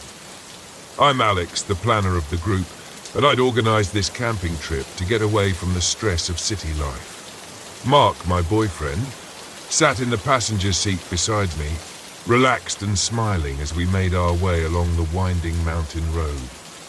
Behind us in the RV were Jessica and Eric, my two closest friends. They weren't exactly the outdoorsy type, but they'd agreed to come along, maybe out of some sense of duty to reconnect. Eric was already cracking jokes about how bad he'd be at camping, while Jessica half laughed nervously, fiddling with her phone. I remember feeling so confident, so prepared. I'd planned everything, except, of course, for the things no one could plan for. We parked the RV at a small, secluded site off the Appalachian Trail, far from the more populated areas. That was the whole point. Isolation, serenity, nature at its purest. The weather was supposed to be clear all weekend, perfect for hiking and camping. As we started setting up camp, the first signs of trouble were small. Jessica complained about her shoes. "These hiking boots are killing me. Why did I even buy them?" she groaned. "They're probably just stiff," I said, brushing her off. I was already focused on getting the tent up, but that's when I noticed Mark shaking his head. "The tent's missing poles," he said, laughing a little. "We'll have to use the RV for tonight." "Fine," I replied, hiding my frustration. "Minor setbacks, nothing more." The real trouble began as dusk fell. It was subtle at first. As we sat around the small campfire Mark had built, the woods around us seemed to grow quieter. The bird song, once a pleasant background, faded into nothing. No wind stirred the leaves, and even the occasional sound of wildlife disappeared. I chalked it up to the natural rhythms of the forest, nocturnal creatures and all that. But then I noticed the smell. At first, it was faint, a whiff of something rotten like spoiled meat. I thought maybe it was something in the air or that something had died nearby. I didn't mention it, not wanting to freak anyone out. Eric, of course, was oblivious to the shift in mood. He was still joking around, telling some story about a horror movie he'd seen last week. "This place reminds me of one of those settings," he said, grinning as he poked at the fire. "A group of friends in the middle of nowhere, and then bam, haunted by some spirit or creature." "Shut up," Jessica muttered, hugging her knees. "This place is creepy enough already." I rolled my eyes at them both, but Mark shifted uneasily beside me, glancing out into the darkening woods. I was about to ask him what was wrong when he stood up suddenly. "Did you hear that?" he asked. "Hear what?" I said, feeling a flicker of irritation. We'd barely been here a few hours and they were already on edge. "I swear I heard something," he said, his voice tense like footsteps, heavy, coming from the woods. Eric laughed, but it was strained. "It's probably a bear or something, or maybe Bigfoot." Jessica looked pale, her eyes darting to the dark forest around us. "This isn't funny, guys." "It's nothing," I said firmly. "Just the woods settling down for the night. Let's not spook ourselves over nothing." But as the evening wore on, that smell of rot kept coming back, and so did the uneasy silence. Even the crackle of the fire felt muted. The next day was supposed to be better. We set out on the trail, hoping to shake off the weirdness of the night before. The weather was colder than expected, with a thick mist hanging low in the valley, making everything damp. Jessica slipped a few times on the muddy path, cursing under her breath. "This fog is so creepy," she muttered. Mark tried to lighten the mood. "It'll clear up once the sun's out. Let's just enjoy the hike." But I could tell he was uneasy too. None of us had slept well. Every time I drifted off, I thought I heard something moving outside the RV. Maybe it was my imagination, but something kept waking me up, like a low rustling or breathing. Halfway through the hike, we reached a lookout point. The fog had lifted just enough for us to see the rolling hills stretching out below us. I took a deep breath, feeling a sense of calm wash over me. Then I saw Mark, standing at the edge of the trees, staring into the distance. "Mark?" I called. He didn't answer. I walked over to him, a knot forming in my stomach. "What's wrong?" He pointed, his face pale. "Do you see that?" I squinted, looking where he was pointing. At first I saw nothing but trees, but then something moved, a figure, tall and gaunt, barely visible through the mist. It stood completely still, as though it had been there the entire time, watching. "It's just a hiker," I said, though my voice sounded less confident than I'd hoped. "That's no hiker," Mark whispered. "Look at it." The figure stood too tall, its limbs too thin, and its skin seemed pale, almost translucent. But before I could get a better look, it was gone, melted into the fog. By the time we got back to the RV, the mood had soured. Mark was withdrawn, barely speaking, and Jessica kept glancing over her shoulder as though she expected something to jump out at us. The smell returned as we gathered around the campfire again that night. This time, it was stronger, more pungent, like decaying meat left out in the sun. Eric wrinkled his nose. "Okay, seriously, what is that?" "It's the woods," I said, though even I didn't believe it anymore. The silence pressed down on us like a weight, and then from deep in the trees we heard it, a voice, soft, distant, but unmistakably human. "Help me!" We all froze. "What the hell?" Eric whispered, his eyes wide. The voice came again, a little closer. "Help! Help me!" "It's someone in trouble," Mark said, standing up. "We need to go check." "No," I said, grabbing his arm. "We don't. That doesn't sound right." The voice was too calm, too controlled. There was no panic in it, no urgency. It sounded wrong, like it was echoing in the wrong direction. Jessica was shaking now, her face pale. "We have to leave. I don't like this." For once, Eric wasn't joking. Yeah, maybe we should call it quits. But Mark was already moving toward the trees. "Mark, stop!" I hissed, following him. "This is crazy." He didn't stop. He kept walking toward the voice, his expression blank, as if he were in a trance. I reached out, grabbing him and pulling him back, just as a figure emerged from the fog, the same gaunt figure we'd seen earlier. It stood at the edge of the clearing, impossibly tall, its limbs too long, its eyes hollow black pits. My blood turned to ice. "What is that?" Jessica whispered, her voice trembling. The figure took a step forward, its body moving in a jerky, unnatural way, like it didn't know how to walk properly. Then, with a sickening crack, it twisted its head to the side, staring at us with those empty, soulless eyes. Mark stumbled back, snapping out of whatever trance had held him. We need to go now." The four of us rushed to the RV, slamming the door shut behind us. Outside, the figure circled the clearing, watching us, waiting. The next few hours were a blur of panic. We tried to start the RV, but the engines sputtered and died. The flashlight batteries drained within minutes. Every time we looked outside, the figure was there, standing at the edge of the trees, just watching. "We're trapped," Eric muttered, pacing the small space of the RV. "What the hell is that thing?" "It's not real," I said, though even I wasn't sure anymore. It can't be, but it was. And it wasn't going anywhere. Mark sat in the corner, his head in his hands. "It's the Wendigo," he whispered, his voice barely audible. "What?" I asked, staring at him. "The Wendigo," he repeated. "It's an old Native American legend, a spirit of insatiable hunger. It drives people mad, makes them turn on each other." "That's ridiculous." I said, but my voice shook. I've heard of it, Eric said, his face pale. It feeds on fear and hunger. A cold realization washed over me. The constant hunger we'd all been feeling, the strange cravings, the paranoia. Everything had started the moment we'd arrived. It's trying to drive us mad, Mark said, his eyes wild. That's why it hasn't attacked. It wants us to destroy each other.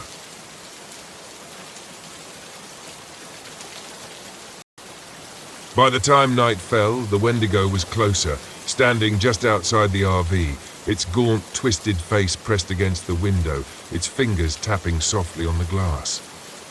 Jessica couldn't take it anymore. "I have to get out of here," she screamed, bolting for the door. "Wait," I shouted, but it was too late. She was already outside, running into the woods. We rushed after her, but the fog swallowed her whole. I could hear her screaming, her voice echoing through the trees. And then silence. We found her body a few minutes later. Her limbs were twisted, her face frozen in a mask of terror. The Wendigo stood over her, watching, its empty eyes locked on us. "We need to leave," Mark said, his voice shaking now. We stumbled back to the RV, but as we slammed the door shut, I saw the look in Mark's eyes. The hunger had taken hold of him. He was muttering to himself, his eyes darting toward me, then Eric. "He's not right," Eric whispered. "It's inside him." Mark lunged at me, his hands grasping at my throat. "I'm sorry," he said, his voice cracking. "I can't stop it." I struggled, pushing him off, and he collapsed to the floor, sobbing. Eric grabbed a metal pipe and stood over him, ready to strike if he tried again. "We have to get out of here," I said, my voice barely a whisper. The Wendigo was still outside, waiting. As we approached, the fog began to lift. We packed what little we could carry and made a run for it, leaving the RV behind. The Wendigo didn't follow. It just watched, its hollow eyes locked onto us as we disappeared down the trail. Even now, I can still feel its gaze, like it's always there, just beyond the edge of my vision, watching, waiting. I'll never go back to the wilderness again, not after what I've seen, not after what we've done. "Come on, Rusty," I muttered to myself. "Just keep moving, 1 mile at a time."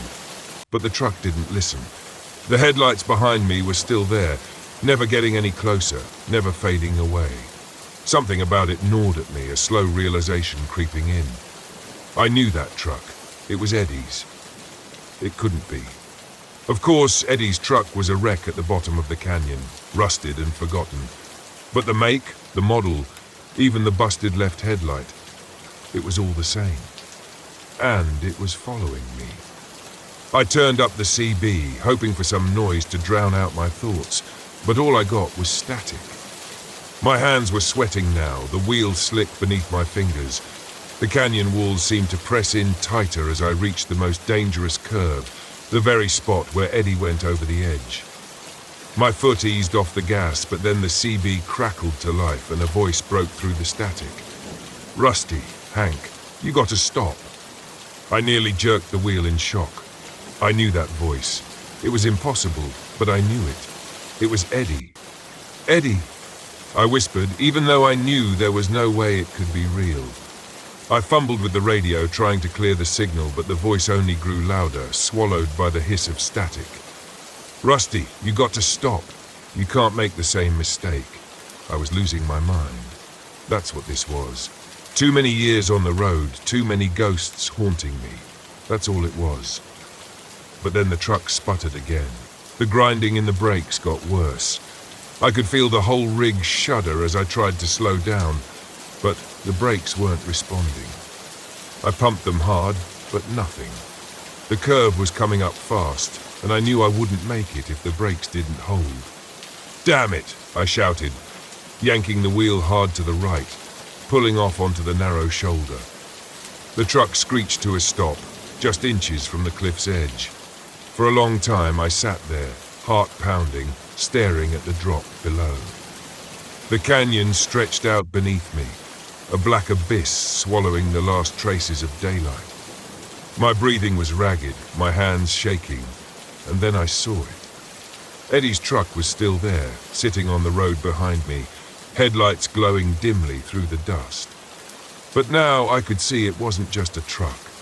The rig was mangled, twisted, just like it had been after the accident. The front end was smashed in, the cab crumpled, the windshield shattered, and standing next to it was Eddie. I blinked, rubbed my eyes, but he didn't disappear. He was there, as clear as day. His face was pale, gaunt, eyes hollow, but it was him. He was looking right at me. I stumbled out of the cab, my legs shaking beneath me. I didn't know what I was doing, didn't know what I expected to happen, but I had to get closer. I had to see Eddie. My voice cracked as I took a step toward him. How? How are you? He didn't speak, just stared at me with those hollow eyes. Then slowly he raised a hand, pointing down the canyon. I followed his gaze, my heart pounding in my chest. That's when I saw it. The wreckage of his truck lying at the bottom of the canyon, just as it had been all those years ago. No, I whispered. This can't be real. Eddie's voice echoed in my mind, though his lips didn't move. You got to stop, Rusty. You got to stop running. I fell to my knees, the weight of everything crashing down on me.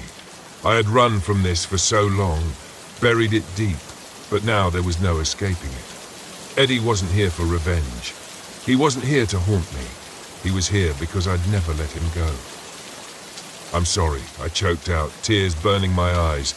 I'm sorry, Eddie. It was my fault. I should have listened. I should have stopped. The wind howled through the canyon, and for a moment it sounded like Eddie was speaking again. But this time it wasn't a warning. It was forgiveness. I never blamed you, Rusty. His voice whispered softer now, like it was being carried away by the wind. But you got to forgive yourself. The headlights of Eddie's truck flickered once, then went out. The figure standing beside it began to fade, dissolving into the dust and shadows of the canyon, and then he was gone. I sat there on the edge of the road, staring down into the canyon where my brother's truck had fallen. The air was still, the only sound the soft hum of the desert wind. I didn't know how long I sat there, but when I finally got to my feet, something had shifted inside me. The guilt was still there, but it wasn't crushing me anymore. It wasn't tearing me apart from the inside. I could breathe again. I climbed back into the cab and started the engine. The truck roared to life, and the brakes responded this time, smooth and steady as I pulled back onto the road.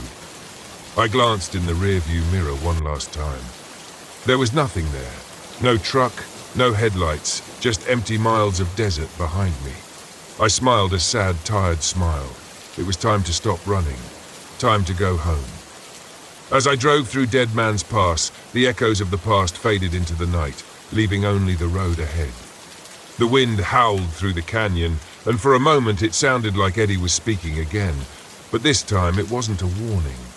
It was forgiveness. I never blamed you, Rusty. His voice whispered softer now, like it was being carried away by the wind. But you got to forgive yourself. The headlights of Eddie's truck flickered once, then went out. The figure standing beside it began to fade, dissolving into the dust and shadows of the canyon. And then he was gone. I sat there on the edge of the road, staring down into the canyon where my brother's truck had fallen. The air was still, the only sound the soft hum of the desert wind.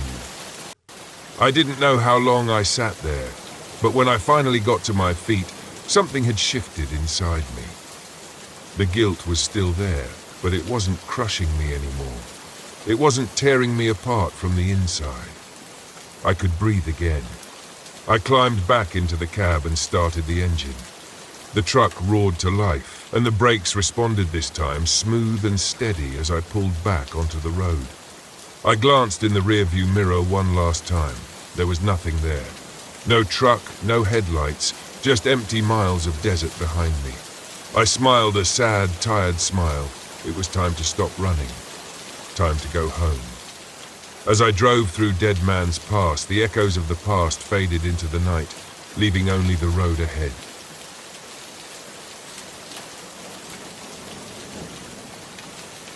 It wasn't my first job, and it sure as hell wasn't supposed to be my last.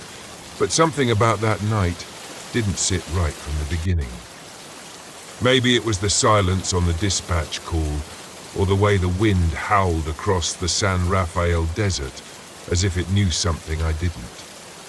I should have listened to that instinct, the one that makes your gut twist and your hands clench the steering wheel tighter than usual, but when the money's right, sometimes you take a job you wouldn't otherwise.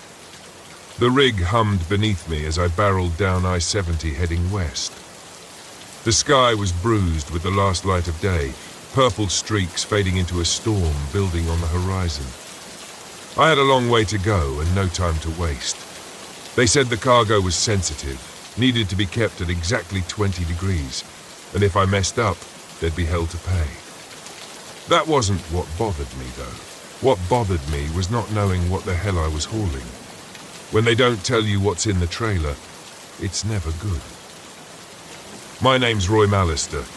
Bones to the few truckers who still know me on the road. 45 years old, and I've spent the last 20 behind the wheel. The road used to be a kind of escape for me, a way to outrun the things I didn't want to face. But that was before Carol passed, before I let everything else fall apart, including my relationship with my daughter Emily. Haven't talked to her in years, and I don't think about it much anymore. I'm good at avoiding things like that. But tonight, something felt different. The desert stretched out endlessly on either side of me, just red rock and dry air as far as the eye could see. I hadn't seen another car in miles, which was fine by me. The last thing I needed was distractions. That is, until the dashboard flashed red, and the trailer's cooling unit flickered for the first time. I muttered a curse, pulling the rig over onto the shoulder. I cut the engine, grabbed my flashlight, and climbed out into the gathering dusk. The wind hit me hard, dust swirling around my boots as I made my way to the back of the trailer. I could hear the cooling unit working and stuttering, like it was trying to fight off some kind of malfunction. Fumbling with the latch, I yanked open the back door and was greeted with a gust of frigid air. It smelled wrong in there, like cold metal and something decayed. The kind of smell that sticks in your nose and won't leave. I shined my light into the back, trying to figure out what was causing the problem. That's when I heard it, a soft tapping. No, not tapping, scratching. It was coming from the crate, a large wooden crate strapped down in the center of the trailer, covered in heavy chains. My heart started to pound in my chest, the kind of adrenaline spike that tells you to get the hell out of there. But my feet wouldn't move. I inched closer, flashlight trembling in my grip. The scratching got louder. The crate shifted just slightly, as though something inside was alive. What the hell? I whispered, backing away. I wasn't going to open it. Not in a million years. I slammed the trailer door shut and locked it tight, forcing myself to breathe slowly. Whatever was in that crate, I wasn't sticking around to find out. I was just supposed to get it from point A to point B, no questions asked. I climbed back into the cab, started the engine and pulled back onto the road, telling myself I was imagining things. Maybe it was an animal, I thought, some government experiment or something. None of it mattered. All I had to do was deliver the damn thing. The radio crackled to life as I accelerated and I jumped in my seat. Static. Then through the fuzz I heard something faint. A voice. A woman's voice. "Roy, why didn't you come back?" My heart stuttered. The voice sounded like Carol's. I smacked the side of the radio trying to clear the signal, but the static only grew louder. The voice faded, replaced by an eerie, distorted country song, one I hadn't heard since she passed. It was one of her favorites. "No," I muttered, turning the radio off. This was just stress getting to me. The isolation, the weird cargo, and the fact that I hadn't slept in 2 days. That's all it was. That's what I told myself as I sped down that endless stretch of highway. But the farther I drove, the worse it got. The storm hit an hour later, and with it came the figures. I thought they were just shadows at first, shapes in the mist thrown up by the desert sandstorm.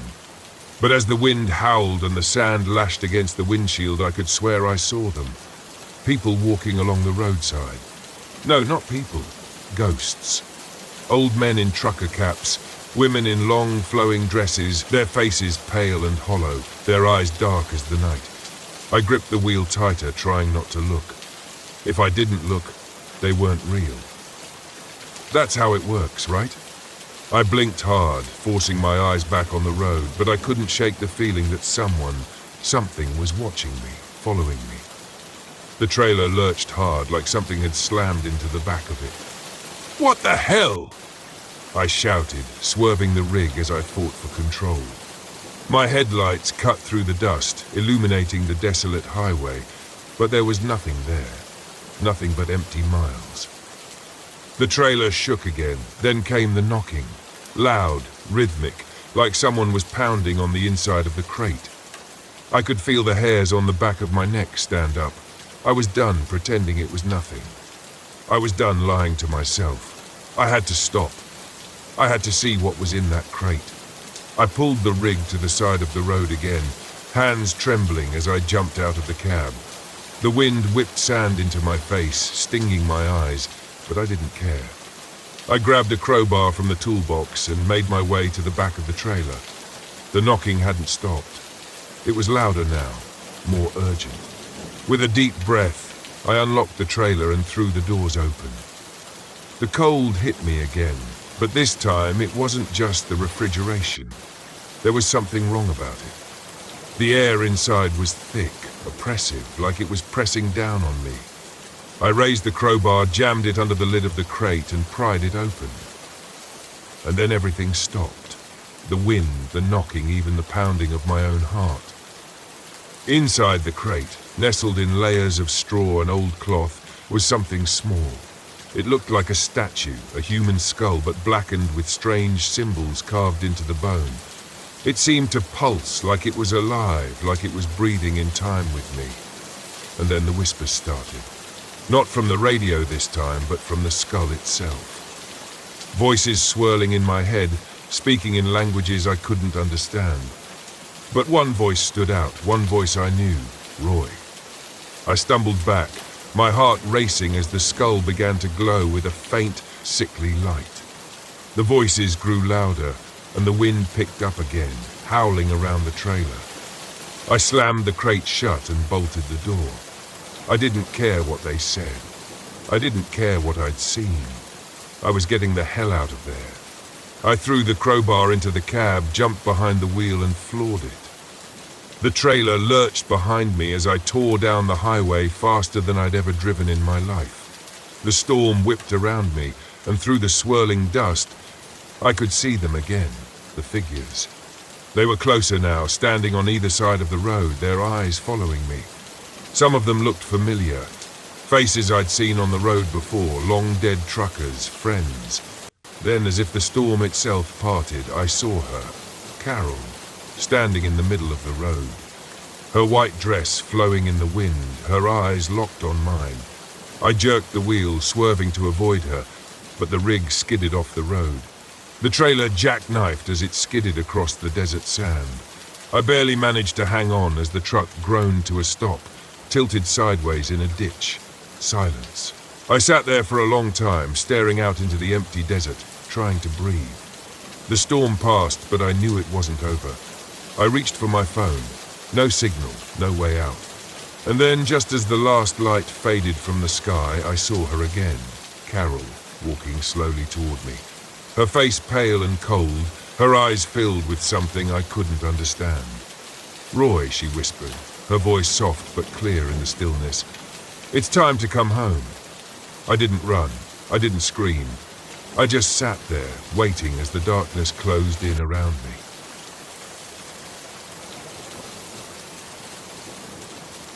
My legs were sore, and I could feel the sweat drying on my skin, chilling me in the early evening air as I fell down beside the fire we had just managed to coax to life.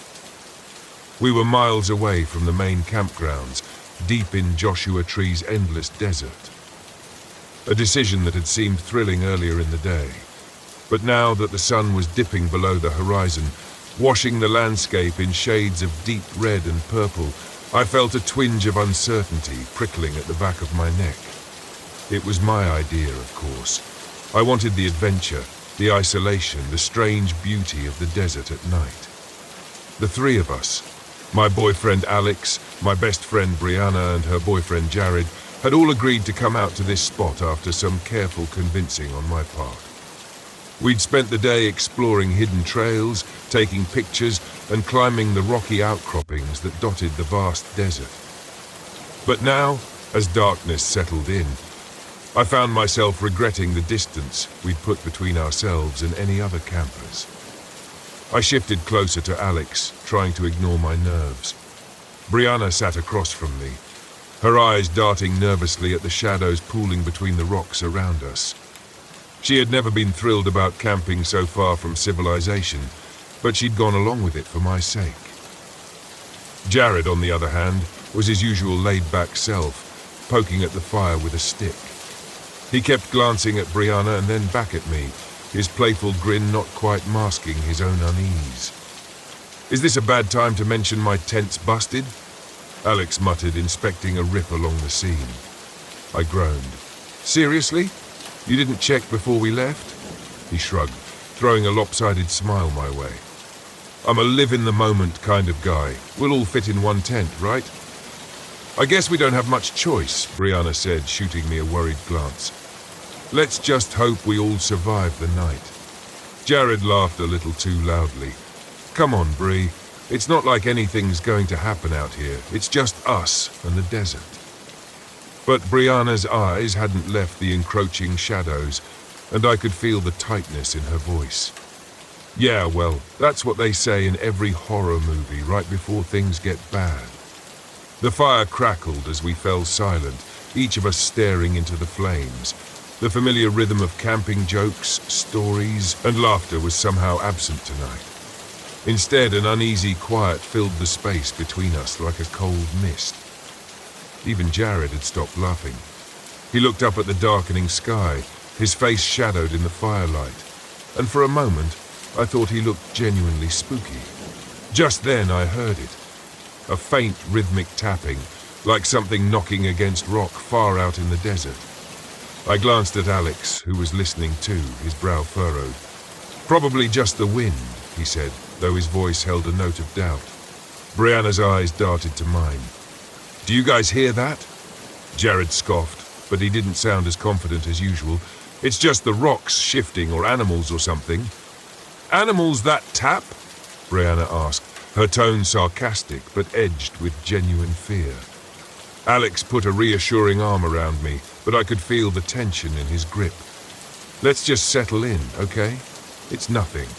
I nodded, forcing myself to believe him, even though the tapping hadn't stopped. It was steady, too steady, like the beat of a slow drum. Each time it faded into the silence, I could feel a tightness in my chest, an instinctual alarm I couldn't shake. I glanced up at the jagged rocks surrounding our campsite, half expecting to see a figure standing there. But there was nothing, just shadows, deeper and darker than the night itself. Brianna whispered, "I heard this story once about this thing that lives out here. They call it the Yucca Man." I forced a laugh, but it sounded hollow. "Oh, great, Brianna. Perfect story for a night like this." She looked at me seriously. "They say he's like a guardian spirit of the desert, tall with eyes that glow in the dark. Supposedly, he watches over Joshua Tree and doesn't like it when people get too close, especially if they wander off the main trails." Alex rolled his eyes. "And he just taps rocks to scare us off?" Brianna shrugged, but her voice was barely a whisper. "I don't know. Maybe he's just waiting." "Waiting for what?" Jared scoffed, though his bravado was wearing thin. Before she could answer, Alex stood up and grabbed his flashlight, shining it across the rocks.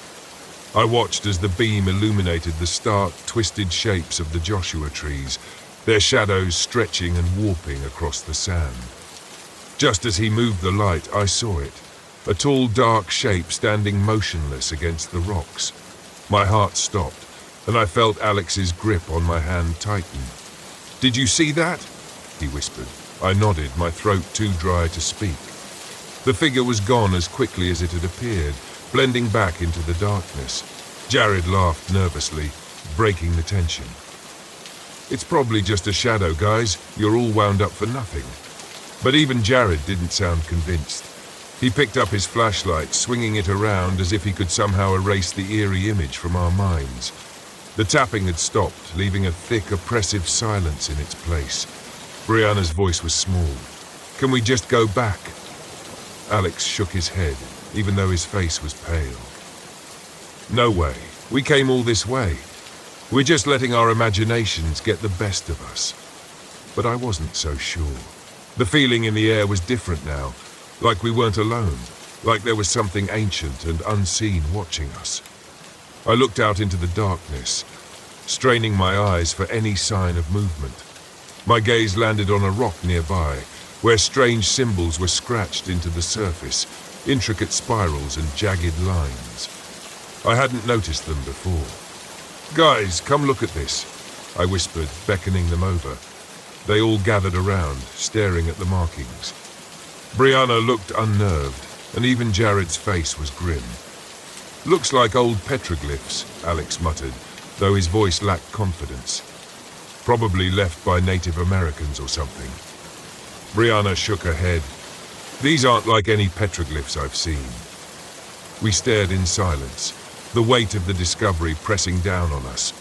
I could feel something shift in the air, a dark, lurking presence just beyond our understanding. It was like the symbols were meant as a warning, and we were trespassing on something sacred. Then the tapping began again. This time it was louder, closer. My heart raced as I looked around, the shadows seeming to close in on us. Suddenly Brianna screamed, pointing to the rocks. The figure was back, closer this time, a tall, thin shadow with eyes that gleamed faintly in the firelight. It watched us, unblinking, its gaze cold and penetrating. Jared stumbled back, his bravado gone. "What the hell is that?" Alex grabbed my hand, pulling me toward the tent. "Get inside now." We all scrambled into the tent, zipping it up in a frenzy. The fire outside flickered, casting an eerie glow on the tent walls, making our shadows dance. I could hear my own breathing, fast and shallow, and tried to quiet it, listening for any sound outside. We sat in silence, huddled together, straining our ears for any sign of movement. For a few moments there was nothing. Then I heard it, a low whispering voice calling my name. My blood ran cold and I felt Alex stiffen beside me. It was my own voice coming from outside the tent. I clutched Alex's arm, trying to keep myself calm, but inside I was shaking. The voice grew louder, then I heard Alex's name, then Brianna's, then Jared's. It was like it knew us, like it was calling us out one by one. "Don't listen to it," Alex whispered, his voice shaking. "It's just trying to scare us." But the voice persisted, repeating our names over and over, a haunting chant that made my skin crawl. I could feel the fear thick in the air, an almost tangible weight pressing down on us. Suddenly the voice stopped, replaced by a scratching sound, like nails dragging against the fabric of the tent. I held my breath, frozen in place, as the scratching moved along the walls, circling slowly. My mind raced, searching for any way out, any escape. Brianna was crying quietly, her head buried in Jared's shoulder, and Jared held her tight, his face pale and drawn. I could feel Alex trembling beside me, his usual confidence replaced by raw fear. Then, just as quickly as it had started, the scratching stopped. Silence fell, thick and suffocating. I felt my heart pounding in my chest, my body tense and ready to bolt. "We need to leave," I whispered. Alex nodded, his face set with determination. "We're going now." We gathered our things as quickly as we could, stumbling out of the tent and into the cold desert night. The fire had died down, leaving only a faint glow to guide us. I looked around, half expecting to see the figure waiting for us, but the desert was empty. We started moving, our steps fast and panicked, our flashlights sweeping over the rocks as we tried to find the trail. Every few steps I glanced over my shoulder, certain I would see it following us. But there was nothing. only the still, oppressive silence of the desert. Finally, after what felt like an eternity, we reached the trailhead, our car waiting just where we'd left it. We piled in, slamming the doors, and Alex started the engine, speeding down the dirt road without looking back. As we drove away, I glanced out the window, and for a brief moment I saw it. The tall, dark figure standing on the edge of the rocks, watching us as we left its territory. Its eyes glowed faintly in the darkness, a silent warning, a promise that we would not be welcome if we ever dared to return. I didn't look back again. None of us spoke the entire way home, but that night, when I closed my eyes, I could still hear it. The rhythmic tapping, the whisper of my name, the feeling of something watching, waiting, lurking just beyond the edge of the light. And I knew that a part of the desert had come back with me, a silent shadow that would haunt me, watching forever.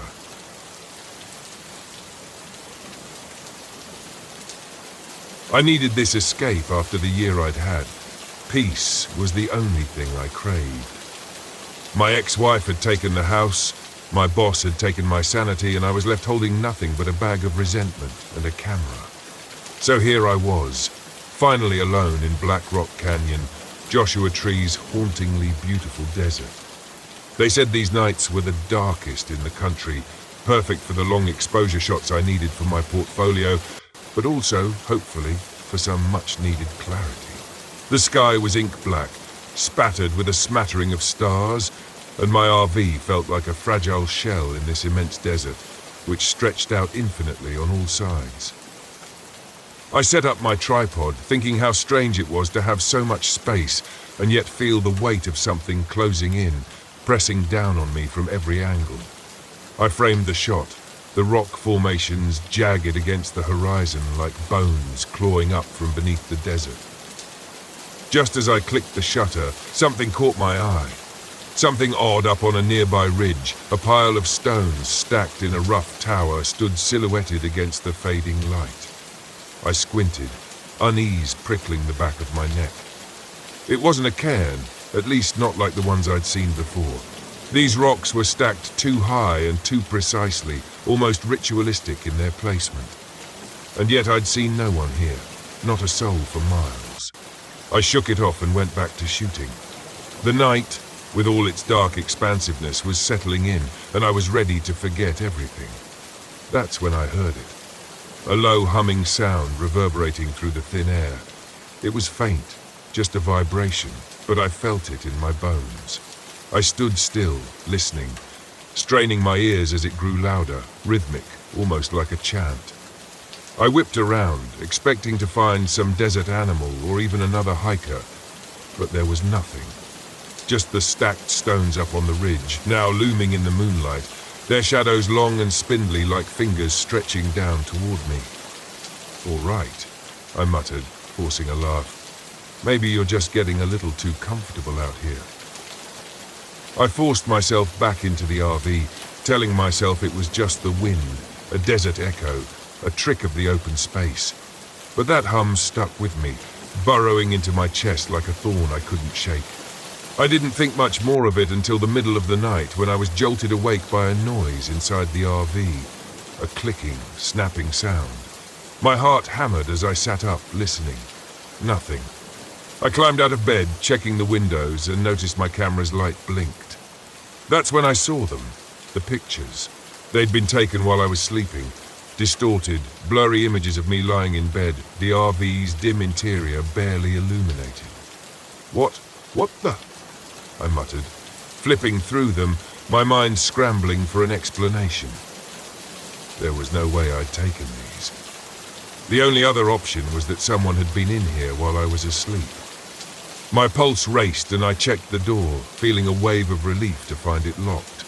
I told myself the camera was just malfunctioning, a faulty shutter maybe. But still, the hairs on my arms stood on end. In every photo, just beyond the frame, there was a shadow, a faint blur, like someone was standing just out of sight. I glanced out the window, half expecting to see someone staring back at me, but there was nothing. Just the desert, empty and still. Reluctantly, I climbed back into bed, but sleep was out of the question. Every creak of the RV felt amplified in the silence, and I lay awake until the first light of dawn finally broke the tension. In the harsh light of morning, my nerves felt foolish. Determined to shake the feeling, I threw on my gear and hiked up to the ridge where I'd seen the stacked stones. The desert had that strange, quiet hum again, as if it were alive and breathing. The closer I got, the more stones I saw. They were everywhere, scattered across the sand, piled high, some forming a rough circle. At the center, I found something I hadn't expected, a rusted metal plaque, half buried in the dirt, worn down but legible. I brushed the sand off, reading the words aloud, feeling the weight of each one. "Do not disturb the desert's watchful ones." I swallowed, feeling an odd chill run through me. I'd read enough stories, heard enough lore, to know that some things were better left alone. I made my way back to the RV, but that feeling of being watched clung to me. I was only a few feet from the door when I saw it, someone standing at the edge of the rocks, staring down at me. My heart skipped. I called out, "Hello," but there was no answer. They just stood there, perfectly still, a tall figure with shadowed features. I blinked, and they were gone. That night, I set up my camera again, trying to capture the stars, hoping to drown out the unease and work. But as the hours passed, the desert seemed to close in around me, and the silence grew almost deafening. Around midnight, the humming started again, that same low drone, a chant. I shut my eyes, telling myself it was a desert sound, a trick of the wind. But when I opened my eyes, something shifted at the edge of my vision. There it was again, that shadowy figure. This time closer, standing just beyond the reach of my headlights. Its features were obscured but unmistakably human. I couldn't see its face, but I felt its eyes on me, cold and unblinking. "Who are you?" I shouted, but it said nothing. It just stood there, silent, watching. I felt the chill seep into my bones as the figure slowly lifted a hand, pointing toward the ridge and the circle of stones. My mind screamed at me to stay in the RV, to lock the doors and wait for morning. But something inside me pushed back, a bitter voice whispering that I was here to face my demons, even if they were made of nothing more than shadow and sand. I stepped out of the RV, heart pounding, and aimed my flashlight toward the figure, but the light revealed nothing. The figure was gone. My camera kept snapping on its own, capturing photo after photo. I checked the screen, flipping through them with growing horror. The pictures showed me standing in front of the RV, but behind me, there was someone, a figure standing in the shadows, grinning. Its face half-formed, almost human but twisted, as if made from sand and shadows. I stumbled back, fighting the instinct to run, and nearly tripped over the piled stones near the ridge. My breath was ragged, and I felt something cold brush against my neck, a whisper, low and distorted, echoing in the emptiness. "Ethan," it hissed. I snapped. I hurled my camera toward the stones, smashing it on the rocks, hearing it shatter into pieces. I don't know why I did it, but something told me that's what it wanted. That whatever this thing was, it had fed off my memories, my photos, my presence. The desert was silent again. I felt it let go of me, the weight easing, and I staggered back to the RV, trembling, feeling a strange sense of loss and relief. I drove all night, the desert a blur of shadows in my rearview mirror, refusing to look back. But as dawn broke, I felt a strange calm settle over me, a peace I hadn't felt in years. I didn't know what I'd seen, but I knew it was gone, left behind with the shattered pieces of my camera and whatever had haunted me for so long. Weeks later, I found a package in the mail. No return address, no note, just a simple envelope. Inside was a single photo. It was one of my last shots from Black Rock Canyon, a photo of me asleep in the RV, peaceful, unaware. But in the corner of the image, a shadow hovered over me, its hand reaching out as if trying to pull something out of me. And there, scrawled across the back of the photo, were 5 chilling words: "You will come back someday."